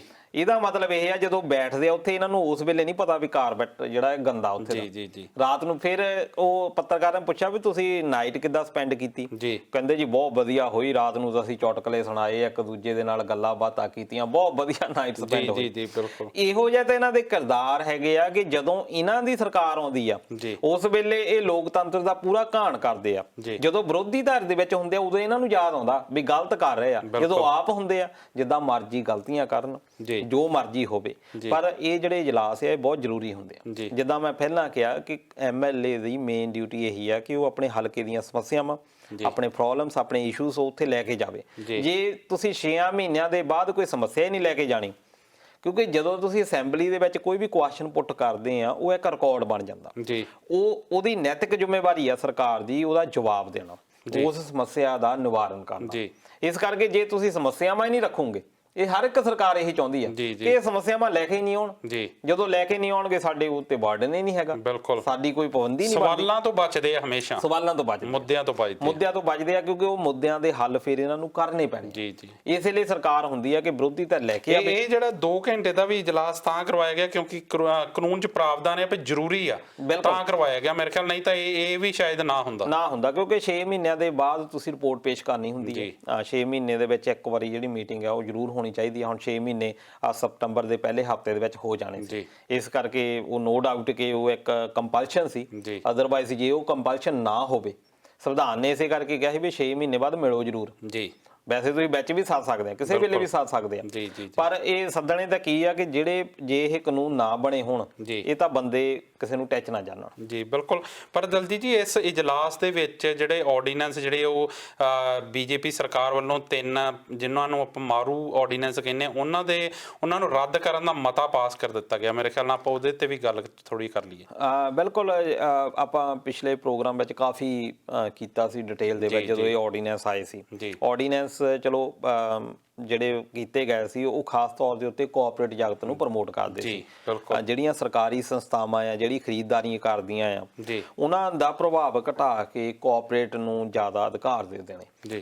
ਇਹ ਇੱਕ ਸੋਚੀ ਸਮਝੀ ਜਿਹੜੀ ਸਾਜ਼ਿਸ਼ ਹੈ। ਮੈਂ ਪਹਿਲਾਂ ਵੀ ਇੱਕ ਵਾਰੀ ਜ਼ਿਕਰ ਕੀਤਾ ਸੀ, ਬਹੁਤ ਸਾਰੇ ਲੋਕਾਂ ਨੇ ਇਹ ਕਿਹਾ ਵੀ ਨਹੀਂ ਜੀ ਇਹ ਬੀਜੇਪੀ ਸਰਕਾਰ ਨੇ ਸ਼ੁਰੂ ਕਰ ਦਿੱਤਾ, ਪਰ ਉਦੋਂ ਪਹਿਲਾਂ ਇਹ 1992 ਤੁਸੀਂ ਸ਼ੁਰੂ ਕਰ ਲਓ, ਜਦੋਂ ਦੇ ਮਨਮੋਹਨ ਸਿੰਘ ਹੁਣਾਂ ਨੇ ਇਕਨੋਮਿਕ ਦੇਖਿਆ ਇੱਕ ਨਵਾਂ ਸਿਸਟਮ ਦਿੱਤਾ, ਉਹ ਤੋਂ ਬਾਅਦ ਨਿੱਜੀਕਰਨ ਨੂੰ ਜਿੰਨਾ ਪ੍ਰਮੋਟ ਕੀਤਾ ਜਾ ਰਿਹਾ ਆ ਉਹਦੀ ਇੱਕ ਮਿਸਾਲ ਆ। ਹਰ ਸਰਕਾਰ ਭਾਵੇਂ ਬਾਅਦ ਜਦੋਂ ਹੁੰਦੀ ਆ ਉਹ ਗੱਲਾਂ ਕਰਦੀ ਆ ਕਿ ਨਿੱਜੀਕਰਨ ਖਤਮ ਹੋਣਾ ਚਾਹੀਦਾ, ਪਰ ਆਪਣੇ ਨਿੱਜੀ ਗੱਲਾਂ ਦੇ ਲਈ ਜਾਂ ਉਸ ਜਿਹੜੇ ਸਰਕਾਰੀ ਜਿਹੜੇ ਮਹਿਕਮੇ ਆ ਉਹਨਾਂ ਨੂੰ ਘਟਾਉਣ ਦੇ ਲਈ ਜਿਹੜੇ ਕਾਰਪੋਰੇਟ ਅਦਾਰੇ ਆ ਉਹਨਾਂ ਨੂੰ ਪ੍ਰਮੋਟ ਕੀਤਾ ਜਾਂਦਾ। ਪਰ ਇਹ ਜਿਹੜੇ ਬਿੱਲ ਆ ਹੁਣ ਇਹਨਾਂ ਨੇ ਰੱਦ ਕੀਤੇ ਆਰਡੀਨੈਂਸ ਕਿ ਅਸੀਂ ਪੰਜਾਬ ਦੇ ਵਿੱਚ ਉਹ ਨਹੀਂ ਹੋਣ ਦੇਣਾ ਚਾਹਾਂਗੇ ਕਿਉਂਕਿ ਕਿਸਾਨਾਂ ਦੇ ਉੱਤੇ ਜ਼ਿਆਦਾ ਇਹਦਾ ਬੋਝ ਪੈਂਦਾ। ਪਰ ਜਦੋਂ ਜਿੱਦਾਂ ਕਾਂਗਰਸ ਜਾਂ ਆਪ ਇਹ ਸਾਰਿਆਂ ਨੇ ਇੱਕ ਮਤਲਬ ਬਹੁਮਤ ਨਾਲ ਉਹ ਮਤਾ ਪਾਸ ਕੀਤਾ, ਪਰ ਜਿਹੜੇ ਅਕਾਲੀ ਹੈ ਸ਼੍ਰੋਮਣੀ ਅਕਾਲੀ ਦਲ ਬਾਦਲ ਉਹ ਲਗਾਤਾਰ ਇਹਨਾਂ ਆਰਡੀਨੈਂਸ ਦਾ ਜਿਹੜਾ ਸਮਰਥਨ ਕਰ ਰਿਹਾ। ਤੁਹਾਨੂੰ ਕੀ ਲੱਗਦਾ ਇਹ ਸਿਰਫ ਜਿਹੜਾ ਕੁਰਸੀ ਜਿਹੜੀ ਆ ਕੇਂਦਰ ਦੀ ਕੁਰਸੀ ਖੁੱਸਣ ਦਾ ਡਰ ਆ ਜਾਂ ਜਿਹੜੇ ਭਾਈਵਾਲਾਂ ਦਾ ਡਰ ਆ ਜਾਂ ਦੇਖੋ ਇਹ ਹੁੰਦਾ ਹੀ ਆ, ਜਦ ਕਿ ਹੋਣਾ ਇਹ ਚਾਹੀਦਾ ਹੈ ਕਿ ਤੁਹਾਡੇ ਲਈ ਸਟੇਟ ਬਹੁਤ ਪਹਿਲਾਂ ਹੋਣੀ ਚਾਹੀਦੀ ਹੈ। ਜੀ ਬਿਲਕੁਲ, ਤੁਸੀਂ ਐਗਜ਼ਾਮਪਲ ਲਓ ਕਿਉਂਕਿ ਅਸੀਂ ਦਾਅਵੇ ਤਾਂ ਇਹ ਕਰਦੇ ਰਹੇ 25 ਸਾਲ ਅਸੀਂ ਰਾਜ ਕਰਨਾ, ਸੇਵਾ ਕਰਨੀ ਆ। ਸੋ ਜਿਹੜੇ ਪੰਜਾਬ ਦੀ ਸੇਵਾ ਕਰਨ ਦੀ ਗੱਲ ਕਰਦੇ ਆ ਉਹਦੀ ਕਿਸਾਨੀ ਤੇ ਜਦੋਂ ਇਦਾਂ ਦੇ ਹਮਲੇ ਹੁੰਦੇ ਆ ਤਾਂ ਉਹ ਮੇਰੇ ਖਿਆਲ ਸਾਨੂੰ ਰੋਕਣਾ ਚਾਹੀਦਾ ਸਾਡੇ ਲੀਡਰਾਂ ਨੂੰ, ਤੇ ਉਹ ਸਮਰਥਨ ਕਰ ਰਹੇ ਆ। ਹੁਣ ਤੁਸੀਂ ਦੇਖੋ ਕਿ ਸਾਊਥ ਇੰਡੀਆ ਦੀ ਮੈਂ ਗੱਲ ਕਰਦਾ ਸੀ, ਸਾਊਥ ਇੰਡੀਆ ਦੇ ਜੇ ਤੁਸੀਂ ਦੇਖੋ ਕਿ ਉੱਥੇ ਦੇ ਜਿਹੜੇ ਪੋਲੀਟੀਸ਼ੀਅਨ ਆ ਕਰਪਟ ਹੈਗੇ ਆ, ਨੋ ਡਾਊਟ ਕਰਪਟ ਆ, ਪਰ ਘੱਟੋ ਘੱਟ ਉਹ ਆਪਣੀ ਭਾਸ਼ਾ ਨੂੰ ਤੇ ਆਪਣੇ ਸੱਭਿਆਚਾਰ ਨੂੰ ਅੱਜ ਵੀ ਇੰਨੇ ਜ਼ਿਆਦਾ ਡੈਡੀਕੇਟਡ ਆ ਕਿ ਉਹ ਸੈਂਟਰ ਦੇ ਨਾਲ ਆਡਾ ਲਾ ਦਿੰਦੇ ਆ। ਜੇ ਉਹ ਸਾਊਥ ਵਾਲੇ ਸਟੇਟ ਨਾ ਹੋਣ ਅੱਜ ਵੀ ਹਿੰਦੀ ਨੂੰ ਜ਼ਿਆਦਾ ਪ੍ਰਮੋਟ ਕਰ ਦਿੱਤਾ ਜਾਂਦਾ, ਸਾਰੇ ਇੰਡੀਆ ਦੀ ਇੱਕੋ ਹੀ ਭਾਸ਼ਾ ਬਣ ਗਈ ਹੁੰਦੀ ਹਿੰਦੀ, ਪਰ ਉਹ ਲੋਕ ਅੱਜ ਵੀ ਪੂਰਾ ਪ੍ਰਮੋਟ ਕਰਦੇ ਆ। ਪਰ ਸਾਡੇ ਲੀਡਰ ਇਦਾਂ ਦੇ ਹੋਏ ਆ ਕਿ ਇਹਨਾਂ ਨੇ ਬਸ ਆਪਣੇ ਨਿੱਜੀ ਮਫਾਦ ਦੇਖੇ ਆ। ਹੁਣ ਇੱਕ ਪਾਸੇ ਕਾਂਗਰਸ ਤੇ ਆਮ ਆਦਮੀ ਪਾਰਟੀ ਇਹ ਕਹਿ ਰਹੀ ਆ ਕਿ ਇਹ ਆਰਡੀਨੈਂਸ ਜਿਹੜੇ ਆ ਇਹ ਗਲਤ ਆ। ਇਹੀ ਆਰਡੀਨੈਂਸ ਜੇ ਕਾਂਗਰਸੀ ਸਰਕਾਰ ਹੁੰਦੀ ਸੈਂਟਰ ਦੇ ਵਿੱਚ ਇਹਨਾਂ ਨੇ ਵੀ ਇਹੀ ਕਰਨਾ ਸੀ। ਬਿਲਕੁਲ, ਇਹਨਾਂ ਨੇ ਵੀ ਇਹੀ ਕਰਨਾ ਕਿਉਂਕਿ ਬਿਊਰੋਕਰੈਟ ਇੱਕ ਪਾਲਿਸੀ ਬਣਾ ਕੇ ਦਿੰਦਾ ਸਰਕਾਰ ਨੇ, ਤਾਂ ਉਹ ਇੱਕ ਇਹ ਨਹੀਂ ਹੁੰਦਾ ਕਿ ਮੋਦੀ ਸਰਕਾਰ ਨੇ ਨਵੀਂ ਕੋਈ ਇਨਵੈਂਸ਼ਨ ਕਰ ਲਈ। ਕੋਈ ਵੀ ਕਾਨੂੰਨ ਇੱਕ ਦਿਨ ਚ ਨਹੀਂ ਬਣ ਜਾਂਦਾ, ਉਹਦੇ ਤੇ ਪਹਿਲਾਂ ਕੰਮ ਕੀਤਾ ਜਾਂਦਾ। ਬਿਊਰੋਕਰੈਟਸ ਉਹੀ ਹੁੰਦੇ ਆ, ਸਰਕਾਰਾਂ ਬਦਲਦੀਆਂ ਪਰ ਅਫਸਰਸ਼ਾਹੀ ਉਹੀ ਰਹਿੰਦੀ ਹੈ। ਬਿਲਕੁਲ, ਤੇ ਉਹ ਜਿਹੜੀ ਇਹਨਾਂ ਨੇ ਤਾਂ ਸਿਰਫ ਇਹ ਹੁੰਦਾ ਵੀ ਇੰਪਲੀਮੈਂਟੇਸ਼ਨ ਕਰਵਾਉਣੀ ਹੁੰਦੀ, ਸਾਈਨ ਇਹਨਾਂ ਦੇ ਹੋਣੇ ਹੁੰਦੇ ਆ। ਜੇ ਕਾਂਗਰਸ ਸਰਕਾਰ ਨੇ ਕੀਤੇ ਹੁੰਦੇ ਕੈਪਟਨ ਸਾਹਿਬ ਨੇ ਕਹਿਣਾ ਇਹ ਤਾਂ ਜੀ ਬਹੁਤ ਵਧੀਆ ਹੈ, ਕਿਉਂਕਿ ਸਾਡੇ ਵਰਗੇ ਜਿਹੜੇ ਲੋਕ ਆ ਅਸੀਂ ਤਾਂ ਇਹਨਾਂ ਦੇ ਮੂੰਹਾਂ ਵੱਲੇ ਦੇਖੀਦਾ ਕਿ ਇਹੀ ਸੱਚ ਬੋਲਦੇ ਹੋਣੇ। ਸਾਨੂੰ ਤਾਂ ਉਦੋਂ ਸਾਈਡ ਇਫੈਕਟ ਪਤਾ ਲੱਗਦੇ ਆ ਜਦੋਂ ਵੀ ਕਹਿ ਲਓ ਬਾਅਦ ਵਿੱਚ ਲਕੀਰੇ ਪੱਟਣ ਵਾਲੀ ਗੱਲ ਹੁੰਦੀ ਆ। ਹੁਣ ਸਾਨੂੰ ਤਾਂ ਅਜੇ ਤੱਕ ਇਹ ਨਹੀਂ ਪਤਾ ਲੱਗਾ ਵੀ SYL ਦਾ ਜਿਹੜਾ ਮੁੱਦਾ ਹੈ ਹੁਣੇ ਸਾਨੂੰ ਪਤਾ ਲੱਗਾ ਕਿ ਪਾਣੀ ਤਾਂ ਸਾਡੇ ਕੋਲੋਂ ਖੁੱਸ ਗਿਆ। ਸਾਨੂੰ 1980-82 ਦੇ ਵਿੱਚ ਤਾਂ ਪਤਾ ਹੀ ਨਹੀਂ ਸੀ ਇਹ ਗੱਲ ਦਾ ਕਿ ਪਾਣੀ ਜਿਹੜੇ ਆ ਸਾਡੇ ਹੱਥਾਂ ਦੇ ਵਿੱਚੋਂ ਨਿਕਲ ਰਹੇ ਆ। ਇਸ ਕਰਕੇ ਉਹ ਇਹੀ ਅਕਾਲੀ ਦਲ ਲਈ ਹੈਗਾ ਕਿ ਇਹਨਾਂ ਨੇ ਆਪਣਾ ਇਹ ਦੇਖਣਾ ਹੁੰਦਾ ਕਿ ਅੱਜ ਅਸੀਂ ਭਾਜਪਾ ਦੇ ਨਾਲ ਆਡਾ ਲੈਂਦੇ ਆ। ਨੋ ਡਾਊਟ CBI ਸਭ ਤੋਂ ਵੱਡਾ ਹਥਿਆਰ ਆ, ED ਬਹੁਤ ਵੱਡਾ ਹਥਿਆਰ ਹੈ ਸੈਂਟਰ ਸਰਕਾਰ ਦੇ ਕੋਲ। ਕਿਸੇ ਨਾਲ ਵੀ ਉਹ ਦੁਸ਼ਮਣੀ ਲੈਂਦੇ ਆ, ਜਾਂ ਤਾਂ ਫਿਰ ਮਮਤਾ ਬੈਨਰਜੀ ਦੇ ਵਾਂਗੂ ਐ ਨਾਲ ਜਾਓ ਵੀ ਜੋ ਤੁਸੀਂ ਕਰਨਾ ਕਰ ਲਓ। ਜੈਲਤਾ ਦੇ ਵਾਂਗੂ ਅੜ ਜਾਓ। ਪਰ ਮੇਰੇ ਖਿਆਲ ਸਾਡੇ ਜਿਹੜੇ ਲੀਡਰ ਆ ਉਹ ਅੜਨ ਚ ਨਹੀਂ ਝੁਕਣ ਚ ਵਿਸ਼ਵਾਸ ਰੱਖਦੇ ਆ ਕਿ ਆਪਣਾ ਮਤਲਬ ਕੱਢੋ। ਬਿਲਕੁਲ, ਕਿੱਥੇ ਸਾਡੇ ਜਿਹੜੇ ਪੰਜਾਬੀ ਇਹ ਮੰਨੇ ਜਾਂਦੇ ਸੀ ਕਿ ਜਿੱਥੇ ਅਸੀਂ ਕਹਿ ਦਿੱਤਾ ਉਹ ਕਰ ਦਿੱਤਾ। ਜੀ ਜੀ। ਪਰ ਹੁਣ ਸਾਡੇ ਇੱਥੇ ਲੀਡਰ ਇਦਾਂ ਦੇ ਹੈਗੇ ਆ ਜਿਹੜੇ ਕਿ ਝੁਕਣ ਦੇ ਵਿੱਚ ਬਲੀਵ ਰੱਖਦੇ ਆ ਜੀ। ਤੇ ਤੁਸੀਂ ਐਗਜ਼ਾਮਪਲਾਂ ਹੋਰ ਵੀ ਲੈ ਸਕਦੇ ਹੋ ਜੀ।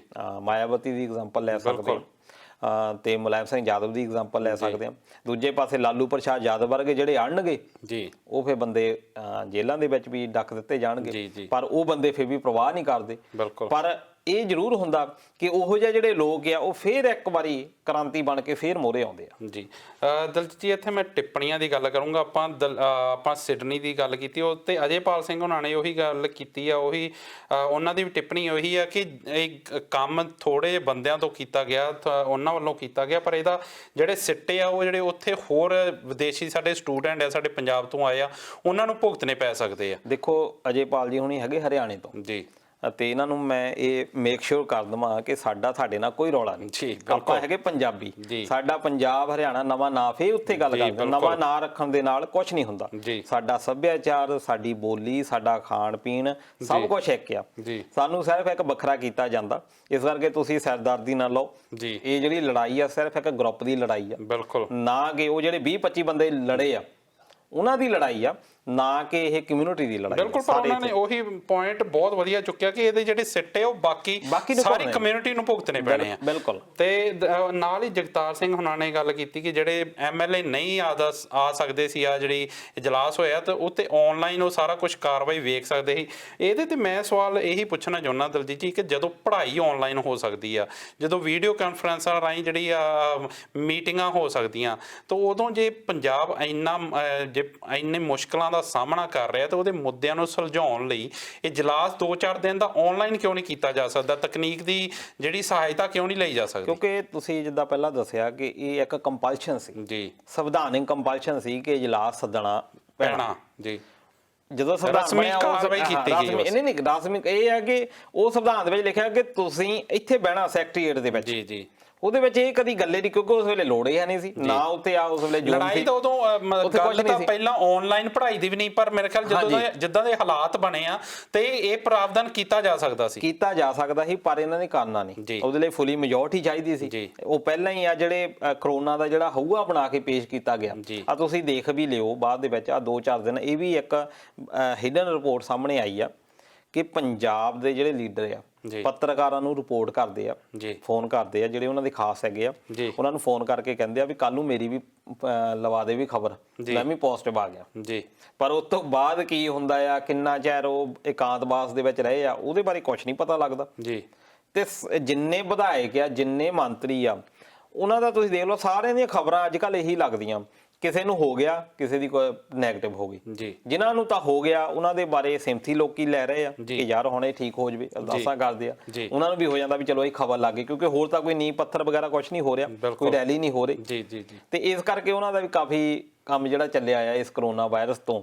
ਪਰ ਜਿੱਥੇ ਤੱਕ ਇਹ ਗੱਲ ਹੈਗੀ ਆ ਕਿ ਕਾਰਵਾਈ ਦੀ ਗੱਲ, ਜਿੱਦਾਂ ਹੁਣ ਉਹ ਇਕਾਂਤਵਾਸ ਵਿੱਚ ਵੀ ਚਲੇ ਗਏ ਆ, ਹੁਣ ਵੀ ਉਹ ਵੈਸੇ ਵੀ ਰੂਬਰੂ ਹੁੰਦੇ ਹੀ ਆ। ਬਿਲਕੁਲ ਅਮਰਿੰਦਰ ਸਿੰਘ, ਕਿਉਂਕਿ ਫੇਸਬੁੱਕ ਤੇ ਅਸੀਂ ਲਾਈਵ ਹਰ ਵਾਰ ਹੁੰਨੇ ਆ, ਕੈਪਟਨ ਸਾਹਿਬ ਫੇਮਸ ਆ ਕਿ ਉਹ ਲਾਈਵ ਆ ਰਹੇ ਆ। ਹੁਣ ਪਿਛਲੇ ਕੁਝ ਸਮਾਂ ਤੋਂ ਉਹ ਘਰ ਬੈਠੇ ਲਾਈਵ ਹੁੰਦੇ ਆ, ਸਵਾਲਾਂ ਦੇ ਜਵਾਬ ਤਾਂ ਪਤਾ ਨਹੀਂ ਦਿੰਦੇ ਆ ਕਿ ਨਹੀਂ ਦਿੰਦੇ, ਪਰ ਲੋਕਾਂ ਦੇ ਰੂਬਰੂ ਹੁੰਦੇ ਆ। ਤੇ ਇਦਾਂ ਇਹ ਜਿਹੜੀਆਂ ਪੰਜਾਬ ਦੇ ਜਿਹੜੇ ਮੁੱਦੇ ਆ ਉਹ ਵੀ ਸੁਲਝਾਏ ਜਾ ਸਕਦੇ ਸੀ। ਬਿਲਕੁਲ ਸੁਲਝਾਉਣ ਨੂੰ ਤਾਂ ਹੋ ਸਕਦੇ ਆ, ਪਰ ਉਹਦੇ ਲਈ ਹੈ ਕਿ ਤੁਸੀਂ ਫਿਰ ਆਨਸਰ ਦੇਣੇ ਬਹੁਤ ਟਫ ਹੋ ਜਾਂਦੇ ਆ। ਗੱਲ ਉਹੀ ਹੈ, ਨੀਤੀ ਤੇ ਨੀਤ ਦੀ ਲੋੜ ਆ, ਜਿਹੜੀ ਸਾਡੇ ਜਿਹੜੇ ਲੀਡਰਾਂ 'ਚ ਉਹ ਘਾਟ ਉਹਦੀ ਕਿਤੇ ਨਾ ਕਿਤੇ।